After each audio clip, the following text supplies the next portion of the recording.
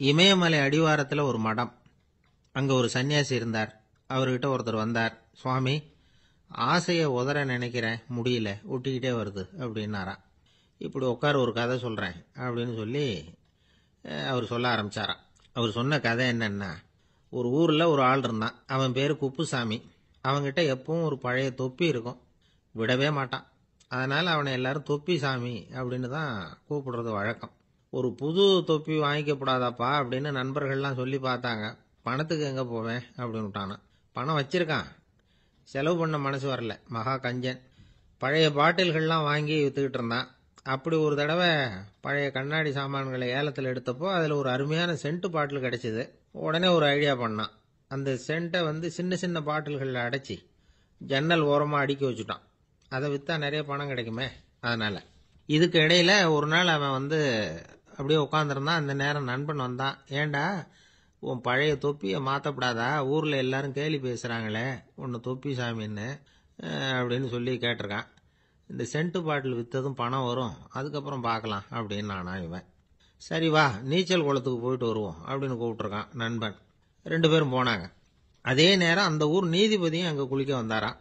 அவர்கிட்ட இருந்தது விலை வசந்த ஒரு புது தொப்பி. அதை அங்கே இருந்த ஸ்டாண்டில் மாட்டிவிட்டு குளிக்க போனார். இதுக்கிடையில் குப்புசாமி குளிச்சுட்டு வந்தான். அவனுடைய பழைய தொப்பியை காணலை. அந்த புது தொப்பியை பார்த்தா இது நண்பனுடைய வேலை தான் அப்படிங்கிறதாக புரிஞ்சுக்கிட்டு அதை எடுத்து மாட்டிட்டு வந்துட்டான். நீதிபதி குளிச்சுட்டு வந்து பார்க்குறாரு, தொப்பியை காணும். போலீஸில் புகார் கொடுத்தார்.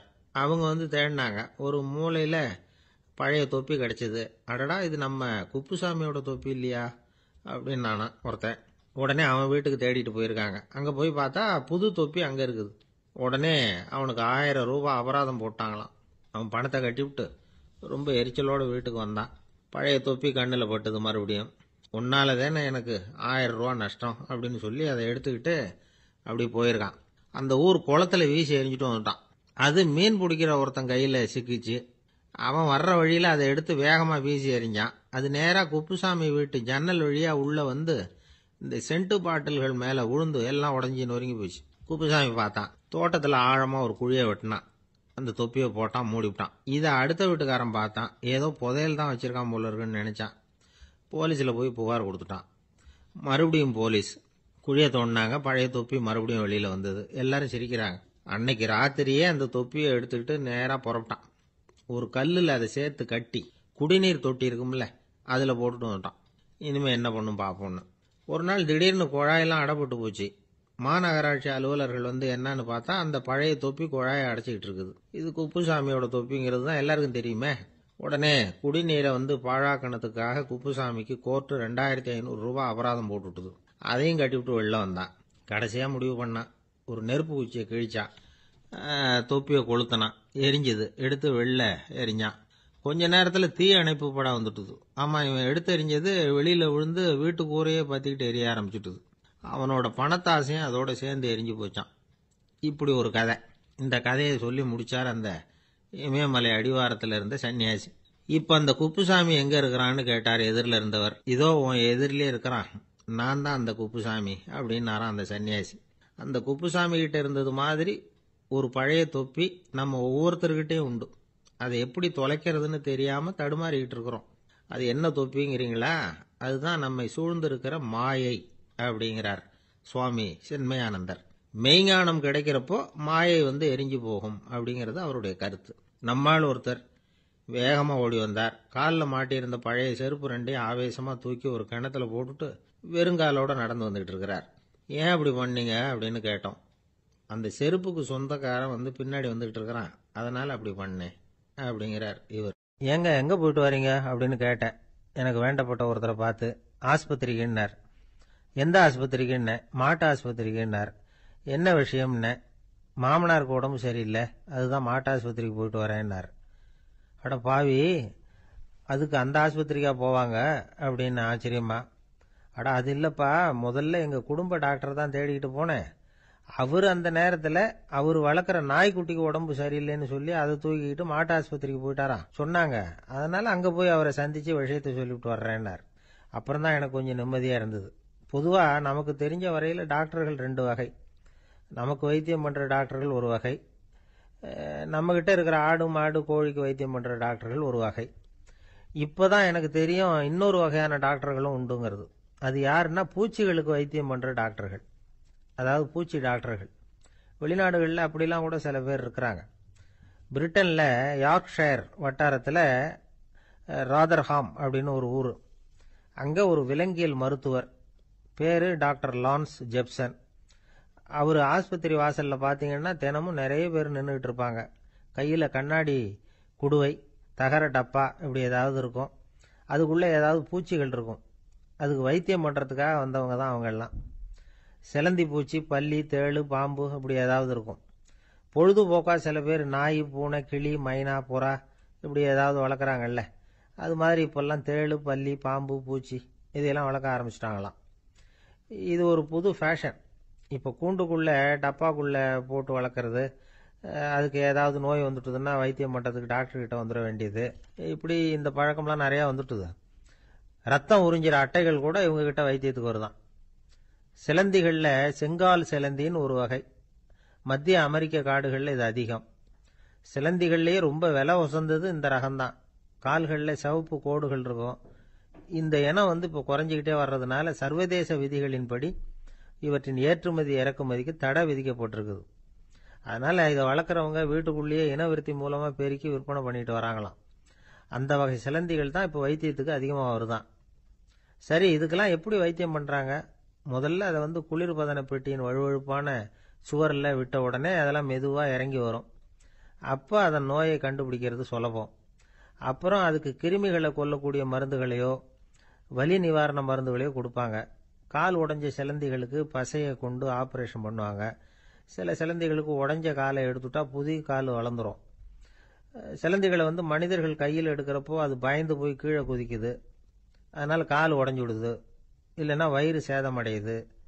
அந்த நிலைமையில் வர்ற சிலந்திகளுக்கு மயக்க மருந்து கொடுத்து ஆப்ரேஷன்லாம் கூட பண்ணுறாங்களாம். பார்த்தீங்களா பூச்சிகளுக்கு வந்த வாழ்வே. நம்ம ஊர்லேயும் வீடுகளில் பூச்சிகள் வளர்க்குறது உண்டு. ஒருத்தர் வந்தார், எனக்கு 3000 கரப்பாம்பூச்சி அவசரமாக தேவைப்படுது, எங்கே கிடைக்கும்னு கேட்டார். கரப்பாம்பூச்சியா, அது என்னத்துக்குன்னு கேட்டோம். அது வேற ஒன்றும் இல்லை, நான் குடியிருக்கிற வாடகை வீட்டை காலி பண்ண போகிறேன். வீட்டு சொந்தக்காரர் என்ன சொல்கிறாருன்னா, இந்த வீட்டுக்கு நான் குடி வந்தப்போ எப்படி இருந்ததோ அதே நிலைமையில் விட்டுட்டு போகணும்னு வீட்டுக்காரர் சொல்லியிருக்கிறார், அதனால தான் கேட்டேன் அப்படின்னார். ஒரு அரசனும் அமைச்சரும் ஒரு நாள் ரொம்ப சாவகாசமாக பேசிக்கிட்டு இருந்தாங்களாம். அரசன் அமைச்சரை பார்த்து ஒரு கேள்வி கேட்டிருக்கார். ஏங்க அமைச்சரே, ஆசை இல்லாத ஒரு மனுஷனால இருக்க முடியுமா அப்படின்னு. ஏன் முடியாது, துறவி அப்படிங்கிறவங்கெல்லாம் அப்படிப்பட்டவங்க தானே அப்படின்னாராம் அமைச்சர். அவங்கெல்லாம் உண்மையிலேயே ஆசையை விட்டவங்க தானா அப்படின்னு கேட்டாராம் ராஜா. அப்படிதான் இருக்கணும் அப்படின்னாராம் அமைச்சர். அப்படின்னா ஆசையே இல்லாத ஒரு உண்மையான துறவியை நான் பார்க்கணுமேன்னார். அது என்ன பிரமாதம், அதுக்கு நான் ஏற்பாடு பண்ணுறேன் அப்படின்னு விட்டார் இவர். சொல்லிவிட்டு உடனே புறப்பட்டு போனார். அங்கங்கே தேடினார். அப்புறம் தான் அவருக்கு புரிஞ்சுது உண்மை துறவியை கண்டுபிடிக்கிறது எவ்வளவு கஷ்டமான காரியம்னு. இருந்தாலும் ராஜா கிட்ட சொல்லியாச்சே, உண்மை துறவியை காட்டுறேன்னு. இப்போ என்ன பண்ணுறது? ராஜா கிட்ட சொன்னபடி நடக்கலைன்னா அவருக்கு கோபம் வந்துடும். அமைச்சர் ஒரு யோசனை பண்ணார். அவருக்கு ஒரு வழி தெரிஞ்சுது. அதுதான் சரின்னு முடிவு பண்ணார். அதாவது அந்த ஊரில் அவருக்கு தெரிஞ்ச நாடக நடிகர் ஒருத்தர் இருக்கிறார், நல்லா நடிப்பார். அவரை போய் பார்த்தார். இதை பாருப்பா, எனக்காக நீ ஒரு காரியம் செய்யணும்னார். என்னன்னு கேட்டார் அவர். நீ ஒரு துறவி மாதிரி கொஞ்ச நேரத்துக்கு நடிக்கணும். ராஜா உன்னை பார்த்துட்டு போகிற வரைக்கும் நடி, அது போதும். அதுக்காக உனக்கு 10,000 ரூபா தரேன் அப்படின்னார். அவர் எந்த காலத்தில் இவ்வளவு பணத்தை மொத்தமாக பார்த்துருக்கார். அதனால் உடனே சரின்னு ஒத்துக்கிட்டார். அமைச்சர் அரண்மனைக்கு திரும்பி வந்தார். என்ன அமைச்சரே, இன்னுமா ஒரு உண்மையான துறவி கிடைக்கலன்னார். உண்மையான துறவி ஒருத்தரை இப்போ தான் கொஞ்ச நேரத்துக்கு முன்னாடி பார்த்து பேசிவிட்டு வர்றேன். அவர் நம்ம ஊருக்கு வெளியில் குளத்தங்கரையில் உள்ள ஒரு ஆலமரத்துக்கு அடியில் உட்காந்துருக்கிறார் அப்படின்னார் இவர். அப்படின்னா உடனே புறப்படுங்க அப்படின்னார் ராஜா. பரிவாரங்களோடு புறப்பட்டார். அங்கே அந்த மரத்தடியில் அந்த ஆள் வேஷம் போட்டுக்கிட்டு துறவி மாதிரி உட்காந்துருக்கிறான். ராஜா நேராக போனார். அந்த துறவி காலில் பொத்துன்னு விழுந்து வணங்கினார். உடனே ராணியும் அவர் காலில் விழுந்தாங்க. அடுத்தபடியாக அமைச்சர் விழுந்தார். அவருக்கு தெரியும் இது நம்ம ஆள் தான்னு. இருந்தாலும் என்ன பண்ணுறது, நேரம்.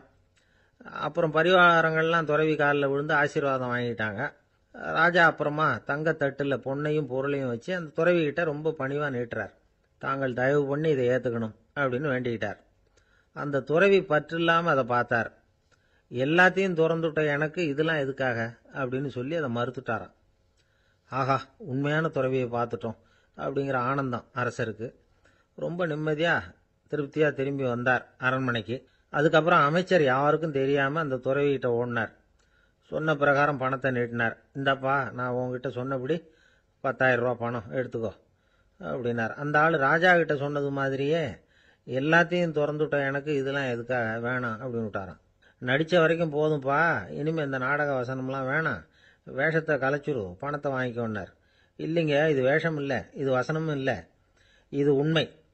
கொஞ்ச நேரம் துறவி மாதிரி நடித்ததுக்கே இந்த தேசத்து ராஜா, ராணி, அமைச்சர், பரிவாரங்கள் எல்லாம் என் காலில் விழுந்து வணங்குறாங்க. அப்படின்னா உண்மையான துறவியாக இருக்கிறது எவ்வளவு பெருமையான விஷயம். நான் உண்மையான துறவியாக ஆக போகிறேன், அப்படி முடிவும் பண்ணிட்டேன் அப்படின்னார் அந்த நடிகர். வேஷம் கூட எப்படிப்பட்ட விளைவுகளை உண்டு பண்ணுது பார்த்தீங்களா. நம்மால் ஒருத்தன் ரொம்ப வசதியாக தான் இருந்தான். ஒரு நாள் அவன் சொத்து பூரா திருட்டு போயிட்டுது. அதுக்கப்புறம் இவன் துறவி மாதிரி ஆயிட்டான். ஊர் ஊராக சுற்றினான். ஒரு குருநாதரை தேடி கண்டுபிடிச்சான். அவர்கிட்ட சீடனாக சேர்ந்துக்கிட்டான். அவனை பார்த்து ஒருத்தர் கேட்டார், நீ உண்மையான சீடன் தானான்னு. இல்லைங்க, சீடன் மாதிரி நடிச்சுக்கிட்டு இருக்கிறேன் அப்படின்னா. அது குரு துரோகம் இல்லையா அப்படின்னு கேட்டார் அவர். இல்லைங்க, நான் பண்ணது குரு துரோகம் இல்லை, என் குரு பண்ணது தான் துரோகம். என்னுடைய பணத்தை கொள்ளையடிச்சது இவர் தான். அதை எங்கே வச்சிருக்காருன்னு கண்டுபிடிக்கிறதுக்காக தான் இவர்கிட்ட வந்து சீடனாக சேர்ந்துருக்கிறேன் அப்படின்னா. இன்றைக்கு பல பேர் வந்து உயில் எழுதி வைக்கிறாங்கல்ல. இந்த உயில்னா என்ன? அதாவது ஒரு நபர் தனக்கு பின்னாடி தன்னுடைய சொத்துக்கள் யாருக்கு போய் சேரணும்னு நினைக்கிறாரோ அந்த நினைப்பை சட்டப்படி உறுதிப்படுத்துறது தான் உயில். சரி, உயிலை வந்து யார் எழுதலாம்? 18 வயசு பூர்த்தியான யாரும் உயில் மூலமாக சொத்துக்களை விநியோகிக்கலாம். கண் பார்வை இல்லாதவங்க, காது கேளாதவங்க, வாய் பேச முடியாதவங்க, இவங்கெல்லாம் கூட உயில் எழுதி வைக்கலாம். புத்தி சுவாதீனம் இல்லாதவங்க கூட சில சமயம் புத்தி தெளிவாக இருந்தால் உயில் எழுதலாமா. குடிபோதையில் இருக்கிறவங்க, தாங்கள் என்ன செய்கிறோங்கிறது தெளிவாக அறிய முடியாதவங்க, நோய் நொடியில் இருக்கிறவங்க, இவங்கெல்லாம் உயில் எழுத முடியாது. ஒருத்தரை நிர்பந்தப்படுத்தி ஏமாத்தி அல்லது சுய நினைவில்லாத ஒருத்தர்கிட்ட எழுதி வாங்கி வைக்கிற உயில் வந்து செல்லாது. உயிலை வந்து இந்த முறையில தான், இந்த படிவத்தில் தான் எழுதணும்னு சட்டத்தில் விதி எதுவும் கிடையாது. இதுக்கு முத்திரை கட்டணமும் கிடையாது. உயிலை வந்து வெற்று காகிதத்தில் எழுதலாம். அச்சடிக்கணும், டைப் அடிக்கணுங்கிற அவசியம் கூட இல்லை. கையாலேயே கூட எழுதலாம். எழுதி இருக்கிறது புரியணும், அவ்வளவுதான். குறைந்தபட்சம் 2 சாட்சிகளை வச்சுக்கிட்டு உயில் எழுதுறவர் அதில் கையெழுத்து போடணும். கையெழுத்து போட தெரியாதுன்னா இடது கை பெருவிரல் ரேகை வைக்கலாம். உயில் சாசனத்துக்கு சாட்சிகள் கையெழுத்து இல்லைன்னாலும் அது செல்லாது.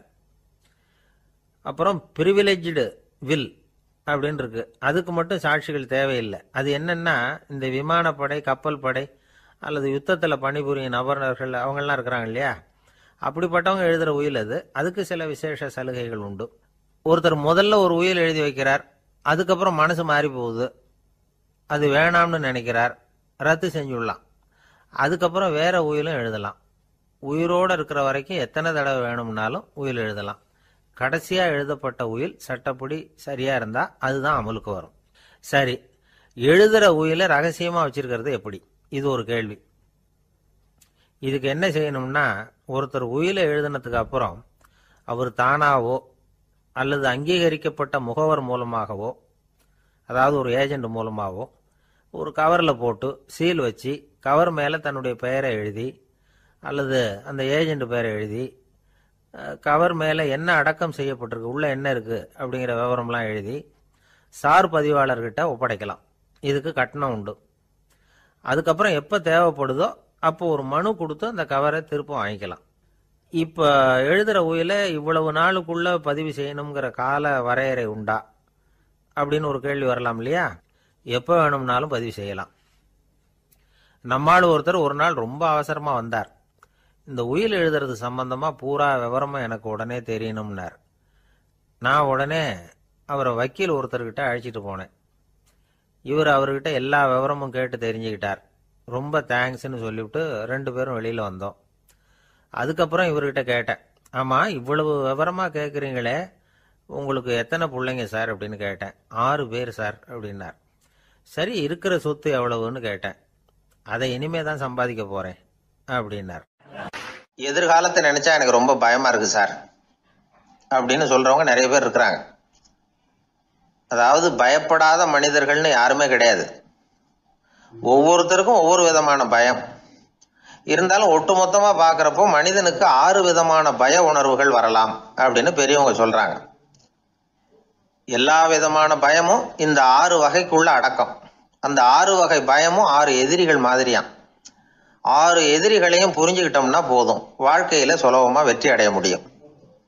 சரி, அந்த 6 வகை பயம் என்னென்ன அப்படின்னு பார்ப்போம். முதல்ல வறுமை பற்றிய பயம், 2வது பழிச்சொல் பற்றிய பயம், 3வது உடல் நலம் பாதிப்பு பற்றிய பயம், 4வது என்னன்னா காதல் தோல்வி, 5வது முதுமை, 6வது மரணம். அதாவது பயப்படுறதுங்கிறது ஒரு மனநிலை தான். இந்த மனநிலையை கட்டுப்படுத்த முடியும், திசை திருப்ப முடியும்.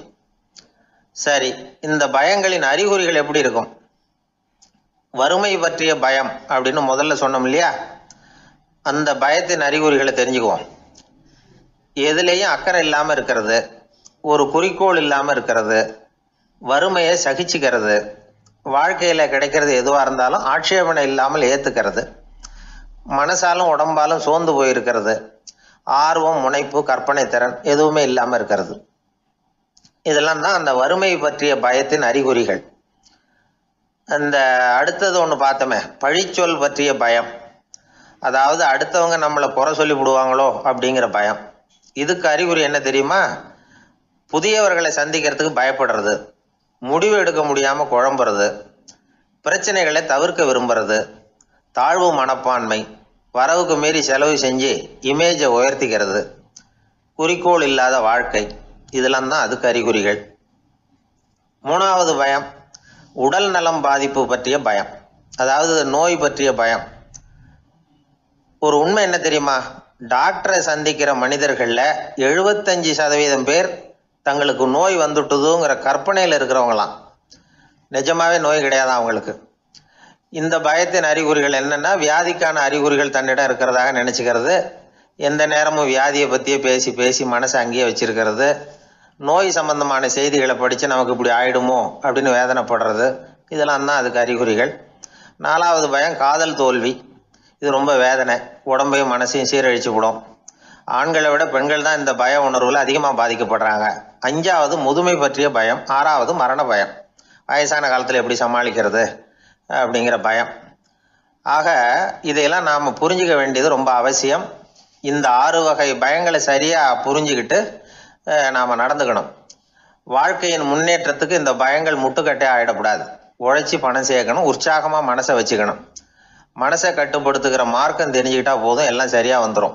நம்ம ஆள் ஒருத்தன் சொன்னான், சார் எனக்கு வறுமை பற்றிய பயம்தான் இருந்தது, ஒரே ராத்திரியில் 30,000 ரூபா தயார் பண்ணிவிட்டேன், இப்போ எனக்கு இன்னொரு பயம் வந்துட்டுதுன்னா. என்ன பயம்னு கேட்டாங்க.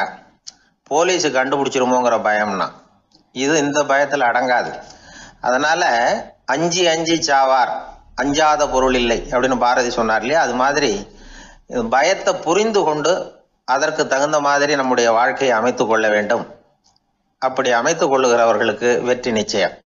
ஒரு வயசான பாட்டியும் தாத்தாவும் ஒரு பூங்காவில் உட்காந்து பேசிக்கிட்டு இருக்கிறாங்க. அவங்களுக்கு கல்யாணம் ஆகி 53 வருஷம் ஆச்சு. பிள்ளைங்கள்லாம் படித்து பெரிய பெரிய வேலையில் இருக்கிறாங்க. பேரன் பேத்திகளும் நல்ல நிலைமையில் இருக்கிறாங்க. இந்த தாத்தாவும் பாட்டியும் சிரித்து பேசிக்கிட்டு இருந்ததை ஒரு பெரியவர் பார்த்தார். அவருக்கு ஆச்சரியமாக இருந்தது. இந்த வயசுலேயும் இவ்வளவு அந்யோன்யமாக இவங்க பேசிக்கிட்டு இருக்கிறாங்களே அப்படின்னு நினச்சார். சரி, நேரிலேயே கேட்டுருவோமே அப்படின்னு நினச்சிக்கிட்டு கிட்ட போனார். உங்கள் மன வாழ்க்கையின் வெற்றிக்கான ரகசியம் என்ன அப்படின்னு கேட்டார். இதை கேட்டதும் அந்த தாத்தா சிரிச்சுக்கிட்டே பாட்டியை பார்த்தாராம். அதுக்கப்புறம் சொன்னாராம், நான் இந்த அம்மாவை கல்யாணம் பண்ணிக்கிட்டதுக்கும் எங்களுடைய இல்வாழ்க்கை இவ்வளவு நாளாக பலம் குறையாமல் மகிழ்ச்சியாக இருக்கிறதுக்கும் காரணம் ஒன்று தான். அது என்ன காரணம்னா, எங்களுக்கு இடையில பொதுவாக நிறைய குறைகள் உண்டு, அதுதான் காரணம் அப்படின்னாராம். அவர் சொல்கிறது சரிதான் அப்படிங்கிறது மாதிரியே அந்த பாட்டியும் அவரை நிமிர்ந்து பார்த்தாங்களாம். இந்த பெரியவர் மறுபடியும் அந்த பாட்டியை பார்த்து அதே கேள்வியை கேட்டிருக்கார்.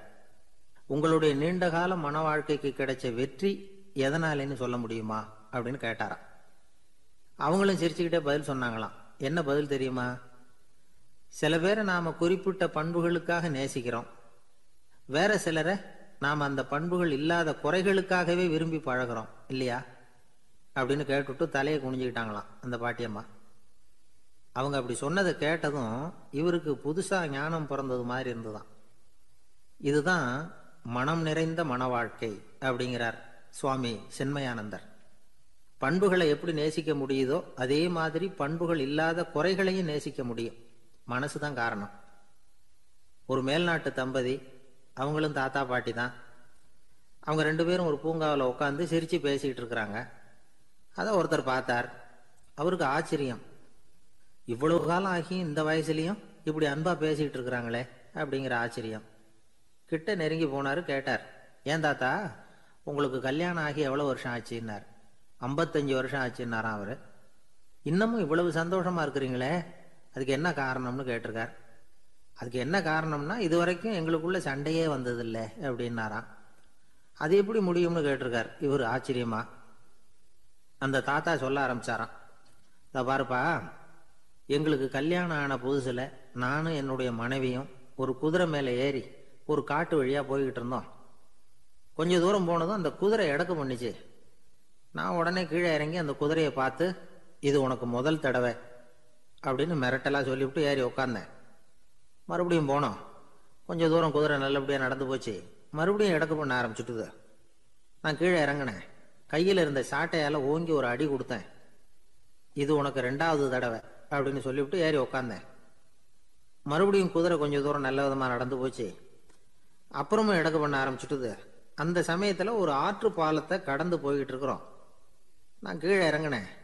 என்னுடைய மனைவியையும் கீழே இறங்க சொன்னேன். அந்த குதிரையை பிடிச்சி அப்படியே ஆற்றுல தள்ளி விட்டுட்டேன். தள்ளி விட்டுட்டு, இது உனக்கு கடைசி தடவை அப்படின்னு சொன்னேன். அதை பார்த்ததும் என் மனைவி பதறி போயிட்டாங்க. போய், ஐயோ பாவம், என்ன இப்படி பண்ணிவிட்டீங்க, உங்களுக்கு மனசில் கொஞ்சம் கூட இறக்கமே இல்லையா அப்படின்னாங்க. நான் மெதுவாக இவங்க பக்கம் திரும்பி, இது உனக்கு முதல் தடவை அப்படின்னேன். அவ்வளவுதான். அன்னையிலேருந்து இன்னைய வரைக்கும் ஒரு நாள் கூட எங்களுக்குள்ள சண்டையே வந்ததில்லை அப்படின்னு விளக்கம் கொடுத்தார் அந்த தாத்தா. திபேத் நாட்டில் புத்த மடாலயங்கள் நிறைய உண்டு. அதுக்கு ஒரு தலைமையகமும் உண்டு. அது இந்த திபேத் தலைநகரம் லாசாவில் இருக்குது. ரொம்ப காலத்துக்கு அப்பால் அதை பற்றிலாம் நிறைய விவரங்கள் எழுதி வச்சிருக்கிறாங்க. அது இப்போவும் நமக்கு கிடைக்குது. அதாவது ரொம்ப தூரத்துக்கு அந்தாண்ட மலைகளுக்கு நடுவில் ஒரு கிளை மடாலயம். அந்த மடத்தின் தலைவருக்கு வயசாயிட்டு தான். அதனால் தலைமை பொறுப்பை வேற ஒருத்தர்கிட்ட ஒப்படைக்கலாம் அப்படின்னு முடிவு பண்ணாராம். உடனே ஒரு லாமாவை கூப்பிட்டார். அவர் மூலமாக தலைமை மடாலயத்துக்கு செய்தி அனுப்புனார், பொருத்தமான வாரிசு ஒருத்தரை அனுப்பி வைக்கும்படியாக. அந்த வாலிப லாமா புறப்பட்டார். காடு மேடெல்லாம் நடந்து போகிறார். ரொம்ப நாள் கழித்து தலைமை பீடத்தை அடைஞ்சார். தலைமை குருக்கிட்ட விவரத்தை சொன்னார். தகுதியான ஒருத்தரை அனுப்பி வச்சா அழைச்சிட்டு போகிறேன் அப்படின்னார். சரி, நாளைக்கு காலையில் நீங்கள் அவங்க எல்லாரையும் அழைச்சிட்டு போகலாம்னார் அவர். அவங்க எல்லாரையுமா? அங்கே தேவைப்படுறது ஒருத்தர் தானே அப்படின்னார் இவர். ஆமான்னார். அப்புறம் ஏன் எல்லாரையும் அழைச்சிட்டு போக சொல்கிறீங்கன்னார். அது இப்போ உனக்கு புரியாது.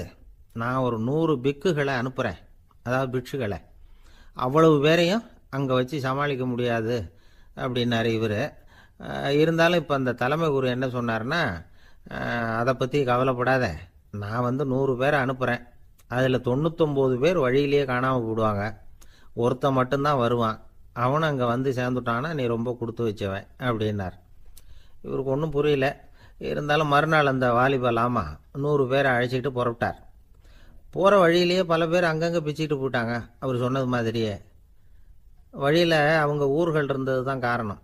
அப்பா அம்மாவை பார்த்துட்டு வரேன் அப்படின்னு கொஞ்சம் பேர் போனாங்க. சொந்த பந்தத்தை பார்த்துட்டு வரேன் அப்படின்னு கொஞ்சம் பேர். ஒரு வாரம் ஆச்சு. இப்போ மிஞ்சினது 10 பேர் தான். வழியில் ஒரு நகரம். அங்கே சில பிட்சுக்கள் சந்தித்தாங்க. எங்கள் மடத்து தலைவர் இறந்துட்டார், உங்களில் யாராவது ஒருத்தர் எங்களுக்கு தலைவராக முடியுமா அப்படின்னு கேட்டாங்க. 10 பேரும் தயார். அதில் ஒருத்தரை அழைச்சிக்கிட்டு அவங்க போயிட்டாங்க. இன்னொரு ஊரில் சில பேர் வந்தாங்க, வழி மறிச்சாங்க. நில்லுங்க, எங்கள் மன்னர் மகளுக்கு திருமணம், அதை நடத்தி வைக்க 3 லாமாக்கள் தேவை அப்படின்னாங்க. இப்படி கொஞ்சம் கொஞ்சமாக எல்லாரும் காலி. கடைசியில் 2 பேர் மிஞ்சினாங்க. அங்கே ஒரு இளம்பெண் எதிரில் வந்தா. எங்கள் அப்பா வேட்டைக்கு போயிருக்கிறாரு, இன்னும் திரும்பி வரல வீட்டில் வேற யாரும் இல்லை, தனியாக இருக்க பயமாக இருக்கு, யாராவது ஒருத்தர் எனக்கு துணையாக இருக்கணும் அப்படின்னு கேட்டுக்கிட்டா. எங்கள் 2 பேரில் நீயே ஒருத்தரை தேர்ந்தெடுத்துக்கோ, இல்லைன்னா எங்களுக்குள்ளே சண்டை வந்துடும் அப்படின்னாங்க. இப்போ மிஞ்சினவர் ஒருத்தர், அவருக்கும் ஒரு சோதனை வந்தது. ஒரு தர்க்கவாதி எதிரில் வந்தான், உன்னோட வாதம் பண்ணணும்னா. இவனோட வாதம் பண்ணுறேன், அது முடிய ரொம்ப காலம் ஆகலாம், தர்க்கத்தில் நான் ஜெயிச்சா அங்கே வரேன், இல்லைன்னா இவருடைய சீடனை ஆயிடுவேன் அப்படின்னார் அவர். கடைசியாக அழைக்க வந்த வாலிபலாமா மட்டும் வெறும் கையோடு திரும்பி போனார். அங்கே இருந்த வயசான மடாதிபதி கேட்டார், எத்தனை பேர் அங்கேருந்து புறப்பட்டீங்கன்னார். என்னையும் சேர்த்து 101ன்னார் அவர். நல்லது, நீயாவது திரும்பி வந்திய, அதுதான் எனக்கு போதும், ஏன்னா நீ தான் எனக்கு உண்மையான வாரிசு, அந்த 100 பேரில் யாரும் வரமாட்டாங்க அப்படின்னார் அவர். ஏன்னா அவருக்கு தெரியும் இவர் ஒருத்தர் தான் திரும்பி வருவாருங்கிறது. திபேத்தில் ஒரு பழங்கால பழமொழி உண்டாம், 100 பேர் செல்லலாம், எப்பொழுதாவது ஒருவன் அபூர்வமாக அடைய வேண்டிய இடத்தை அடைவான். இதுதான் அந்த பழமொழி. ஒரு உன்னதமான இலக்கை அடையணும்னா அது அவ்வளவு சுலபமான காரியம் இல்லை. இந்த காலத்து மடாலயம் ஒன்று, அதில் ஒரு தலைவர், அவருக்கு வயசாயிட்டுது, தனக்கு ஒரு வாரிசை நியமிக்கணும் அப்படின்னு ஆசைப்பட்டார். ரொம்ப கஷ்டப்பட்டு ஒருத்தரை பிடிச்சார், தனக்கு வாரிசாக நியமிச்சுட்டு அவர் சமாதி ஆயிட்டார். புதுசாக பொறுப்பேற்றுக்கிட்டவர் அப்படியே உட்காந்துருந்தார். அவரை தேடிட்டு பத்திரிகை நிருபர்கள்லாம் வந்தாங்க, கேட்டாங்க. அவர் உங்கள் பொறுப்பில் அவர் பெரியவர் விட்டுட்டு போன இது எவ்வளவு சுமாராக தேரும், எவ்வளவு விட்டுட்டு போனார் அப்படின்னு கேட்டிருக்கிறாங்க. அது என்ன ஒரு 50 லட்சம் இருக்கும் அப்படின்னாராம். அவ்வளவும் பணமா அப்படின்னு கேட்டிருக்காங்க. இல்லைங்க, கடன் அப்படின்னாராம் இவர். நாட்டில் நல்லவங்க ஒருத்தர் 2 பேர் இருக்கிறதுனால தாங்க மழையே பெய்யுது அப்படின்னு சொல்றது உண்டு. நல்லார் ஒருவர் உளரேல் அவர் பொருட்டு எல்லாருக்கும் பெய்யும் மழை. சில சமயம் ரொம்ப பேர் திடீர்னு நல்லவங்களா ஆயிடுவாங்க போல இருக்கு. அதனால தான் விடாம பேய் மழையா கொட்டி தீர்த்துடுது. எல்லாரும் நல்லவங்களாயிட்டா உலகமே தாங்காது போல இருக்க. அப்பப்ப ஒருத்தர் 2 பேர் நல்லவங்களாகணும், அப்பதான் சீரா மழை பெய்யும். மாசத்துக்கு 3 பேர் நல்லவங்களானா மாதம் மும்மாரி பொழியும். இதெல்லாம் வேடிக்கை பேச்சு. இப்போ இதெல்லாம் ஒரு பக்கம் இருக்கட்டும், இப்போ விஷயத்துக்கு வருவோம். ஒரு கும்பல்ல நல்லவன் யாரு அப்படிங்கறத எப்படி கண்டுபிடிக்கிறது? இதுக்கு ஒரு வேடிக்கை கதை உண்டு. என்னுடைய நண்பர் ஒருத்தருக்கு அவங்க பாட்டியம்மா சொன்ன கதையா அது. அது என்ன கதைன்னா, ஒரு ஊர்ல ஒரு சமயம் பலமான மழை பெய்ய ஆரம்பிச்சுட்டு தான். இடி மின்னல் ரொம்ப கடுமையா இருந்திருக்குது. ஆரம்பிச்ச மழை வர வர கடுமையா ஆகிட்டு இருக்குதே தவிர நிக்கிற பாடா தெரியல. ஊர் ஜனங்கள்லாம் பார்த்தாங்க. இதுக்கு மேலேயும் வீட்டு உள்ள இருந்தா ஆபத்துங்கிறத புரிஞ்சுக்கிட்டாங்க. ஏன்னா வீடெல்லாம் இடிஞ்சி விழுந்துருமோங்கிற பயம்.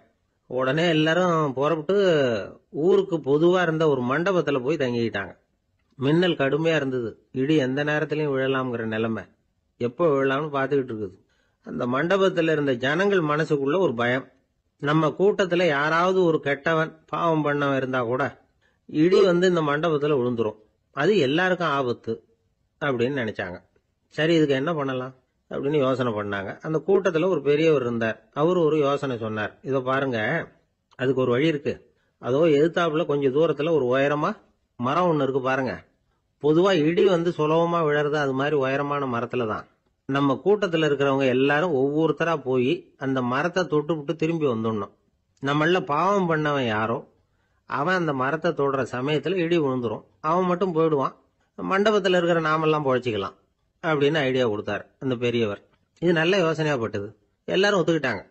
ஒவ்வொருத்தரா போய் அந்த மரத்தை தொட்டு விட்டு திரும்பி வந்தாங்க. இடி எதுவும் விழல. இன்னமும் பாவம் பண்ண ஆசாமி அதை போய் தொடல போல இருக்கு அப்படின்னு நினைச்சுக்கிட்டாங்க. ஒவ்வொருத்தரா போறாங்க, எல்லாரும் போய் தொட்டு விட்டு வந்தாச்சு. இன்னும் ஒரே ஒரு ஆசாமி தான் பாக்கி. கடைசியா இருந்த அந்த ஆள் பயந்துட்டான். இது வரைக்கும் இடி விழலைன்னா இப்ப என்ன அர்த்தம்? இப்ப நாம தான் பாக்கி, நாம தான் தப்பு பண்ண ஆள் போல இருக்கு அப்படின்னு நினைச்சுட்டான். அதனால துணிச்சலா போய் தொடுறதுக்கு பயந்தான், தயங்கிக்கிட்டே இருந்தான். இருந்தாலும் மற்றவங்க எல்லாம் சும்மா இருப்பாங்களா? கட்டாயப்படுத்தி கழுத்தை பிடிச்சி தள்ளாத குறையா அவனை தள்ளி விட்டாங்க, போய் தொட்டுட்டு வாடான்னு. அவன் நடுங்கிட்டே போய் அந்த மரத்தை தொட்டான். அதே வினாடி ஒரு பயங்கரமான மின்னல் இடி விழுந்துட்டுது. எங்க விழுந்தது தெரியுமா? அந்த ஆள் மேல இல்ல, மண்டபத்துல விழுந்தது. மண்டபத்துல இருந்தவங்க பூரா காலி. அந்த ஒரு ஆள் மட்டும் பொழைச்சிக்கிட்டான். இந்த ஒரு ஆளை காப்பாத்துறதுக்காக தான் இடி மண்டபத்துல விழாம இருந்திருக்குது. இதுதான் கதை. அதனால நல்லவங்க எப்படியும் தப்பிச்சுக்குவாங்க அப்படிங்கிறது ஒரு நீதி. ஒருத்தன் அப்படிதான் தெருவில் நடந்து போய்கிட்டு இருந்தான், ரொம்ப நல்லவன். எதிரில் ஒருத்தன் சைக்கிள்ல வந்துகிட்டு இருந்தான். அதுல மோதி இவன் கீழே விழுந்துட்டான். சைக்கிள்காரன் உடனே இறங்கி இவனை தூக்கி விட்டான். இவன் எழுந்திரிச்சு அவனை முறைச்சி பார்த்தான். அப்படி பார்க்காதீங்க சார், நீங்க ரொம்ப புண்ணியம் பண்ணியிருக்கீங்க, அதுதான் இப்போ வந்து சைக்கிளில் மோதிக்கிட்டீங்க அப்படின்றான். என்ன அப்படி சொல்றேன் நானா? இவன் 10 நிமிஷத்துக்கு முன்னாடி நான் லாரி ஓட்டிட்டு வந்தேன், அப்போ நீங்க எதிரில் வந்திருந்தீங்கன்னா என்ன ஆயிருக்கும் அப்படின்னானா அவன். ஒரு ஊர்ல ஒரு மன்னர் இருந்தார். அவரு பக்கத்து தேசத்து மேல படையெடுக்கணும்னு நினைச்சுக்கிட்டு இருந்தார்.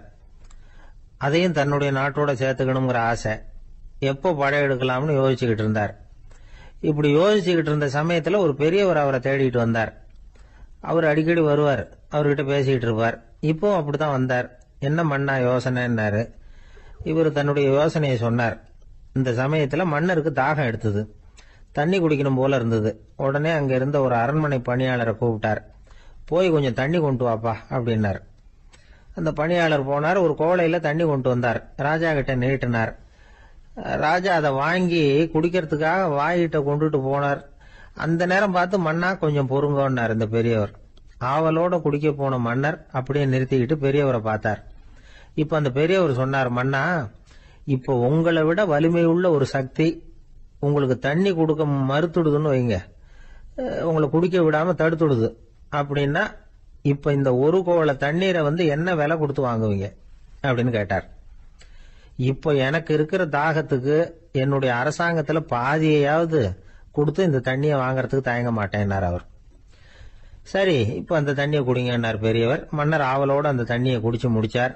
அதுக்கப்புறம் கொஞ்ச நேரம் தன்னுடைய படையெடுப்பை பத்தி சொல்லிட்டு இருந்தார். கொஞ்ச நேரம் கழிச்சு மறுபடியும் இந்த பெரியவர் கேட்டார், மன்னா, இப்போ நீங்க ஒரு கோவள தண்ணீரை வந்து குடிச்சு முடிச்சுட்டீங்க. இப்ப அந்த தண்ணீர் உங்க உடம்ப விட்டு வெளியில வரக்கூடிய பாதை அடப்பட்டு போச்சு அப்படின்னு வச்சுங்க, அதை வெளியேற்றுவதற்காக நீங்க எவ்வளவு செலவழிப்பீங்க அப்படின்னு கேட்டார். மன்னர் யோசனை பண்ணார். அப்படி ஒரு நிலைமை ஏற்பட்டு போச்சுன்னா என்னுடைய அரசாங்கம் பூராவையும் அதுக்கு ஈடா தர்றதுக்கு கூட தயங்க மாட்டேன்னார். இப்ப அந்த பெரியவர் சொன்னார், எந்த அரசாங்கத்தின் மதிப்பு ஒரு கோவள தண்ணீர் அளவுக்கு கூட இல்லையோ அந்த அரசாங்கத்தை அடையணுங்கிற பேராசையில மனிதர்கள் தங்களுடைய சகோதரர்கள் கூடவே சண்டை போட்டுக்கிறாங்களே, அதுல ஏதாவது அர்த்தம் இருக்குதா அப்படின்னாராம். மன்னருக்கு இப்பதான் அர்த்தம் புரிஞ்சுதான். மனசுல தெளிவு உண்டாச்சு. தன் மனசுக்குள்ள உண்டான வெறிய விரட்டி அடிச்சு விட்டார்.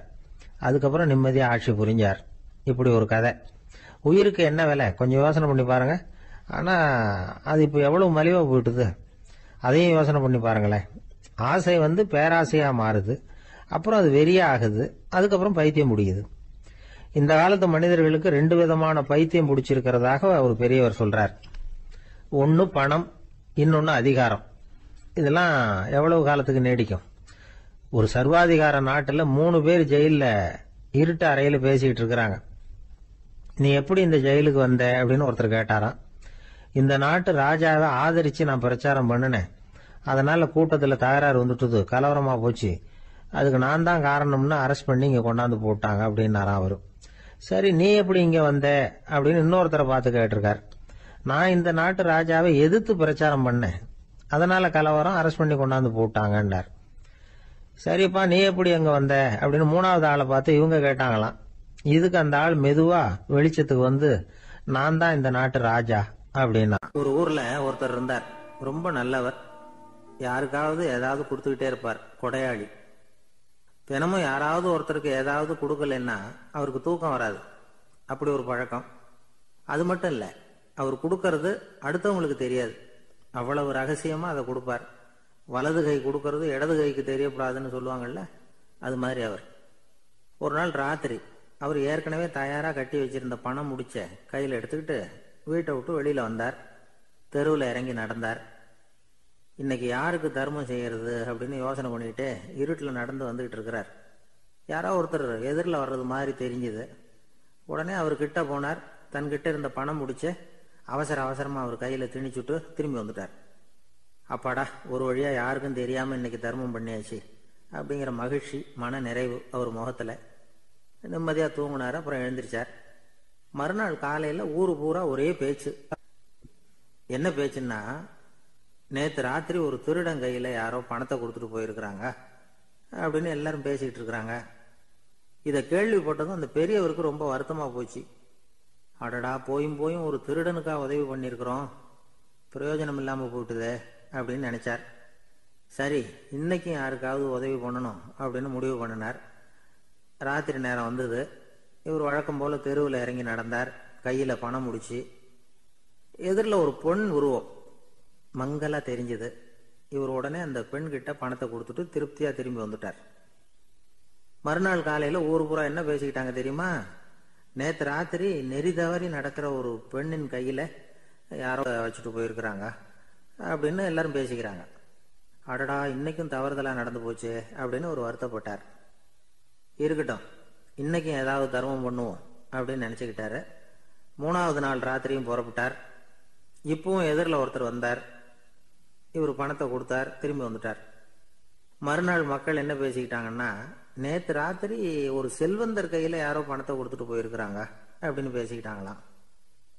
அவருக்கு ரொம்ப வருத்தமாக போயிட்டுது. என்ன இது தினம் இப்படி ஆகிக்கிட்டு இருக்குதே அப்படின்னு நினச்சிக்கிட்டே படுத்து தூங்கினார். அன்னைக்கு ராத்திரி ஒரு கனவு. அந்த கனவுல இறைவன் வந்து சொன்னாராம், இதோ பாருப்பா, நீ கொடுத்த தர்மம் வீணா போயிடல. உன்கிட்ட பணம் வாங்கின அந்த திருடன் திருந்திட்டான், அந்த பொண்ணும் திருந்திட்டா, அந்த செல்வந்தனும் கொடையாளி ஆயிட்டான், எல்லாருக்கும் உதவி பண்ண ஆரம்பிச்சுட்டான் அப்படின்னு சொன்னாராம். இந்த கதையை சொன்னவர் யாருன்னா நபிகள் நாயகம்.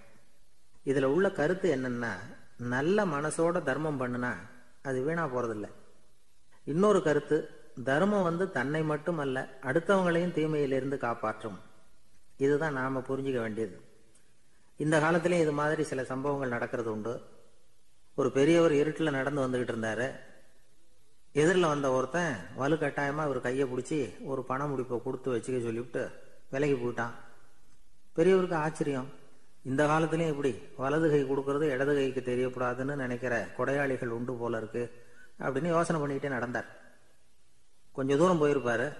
அதுக்குள்ள அதே ஆள் திரும்பி வந்தான். கொடுத்த பண முடிப்பை திருப்பி கொடுங்க அப்படின்னு கேட்டு வாங்கிட்டான். இவருக்கு ஒன்றும் புரியல. ஏன் இப்படி பண்றேன்னார்.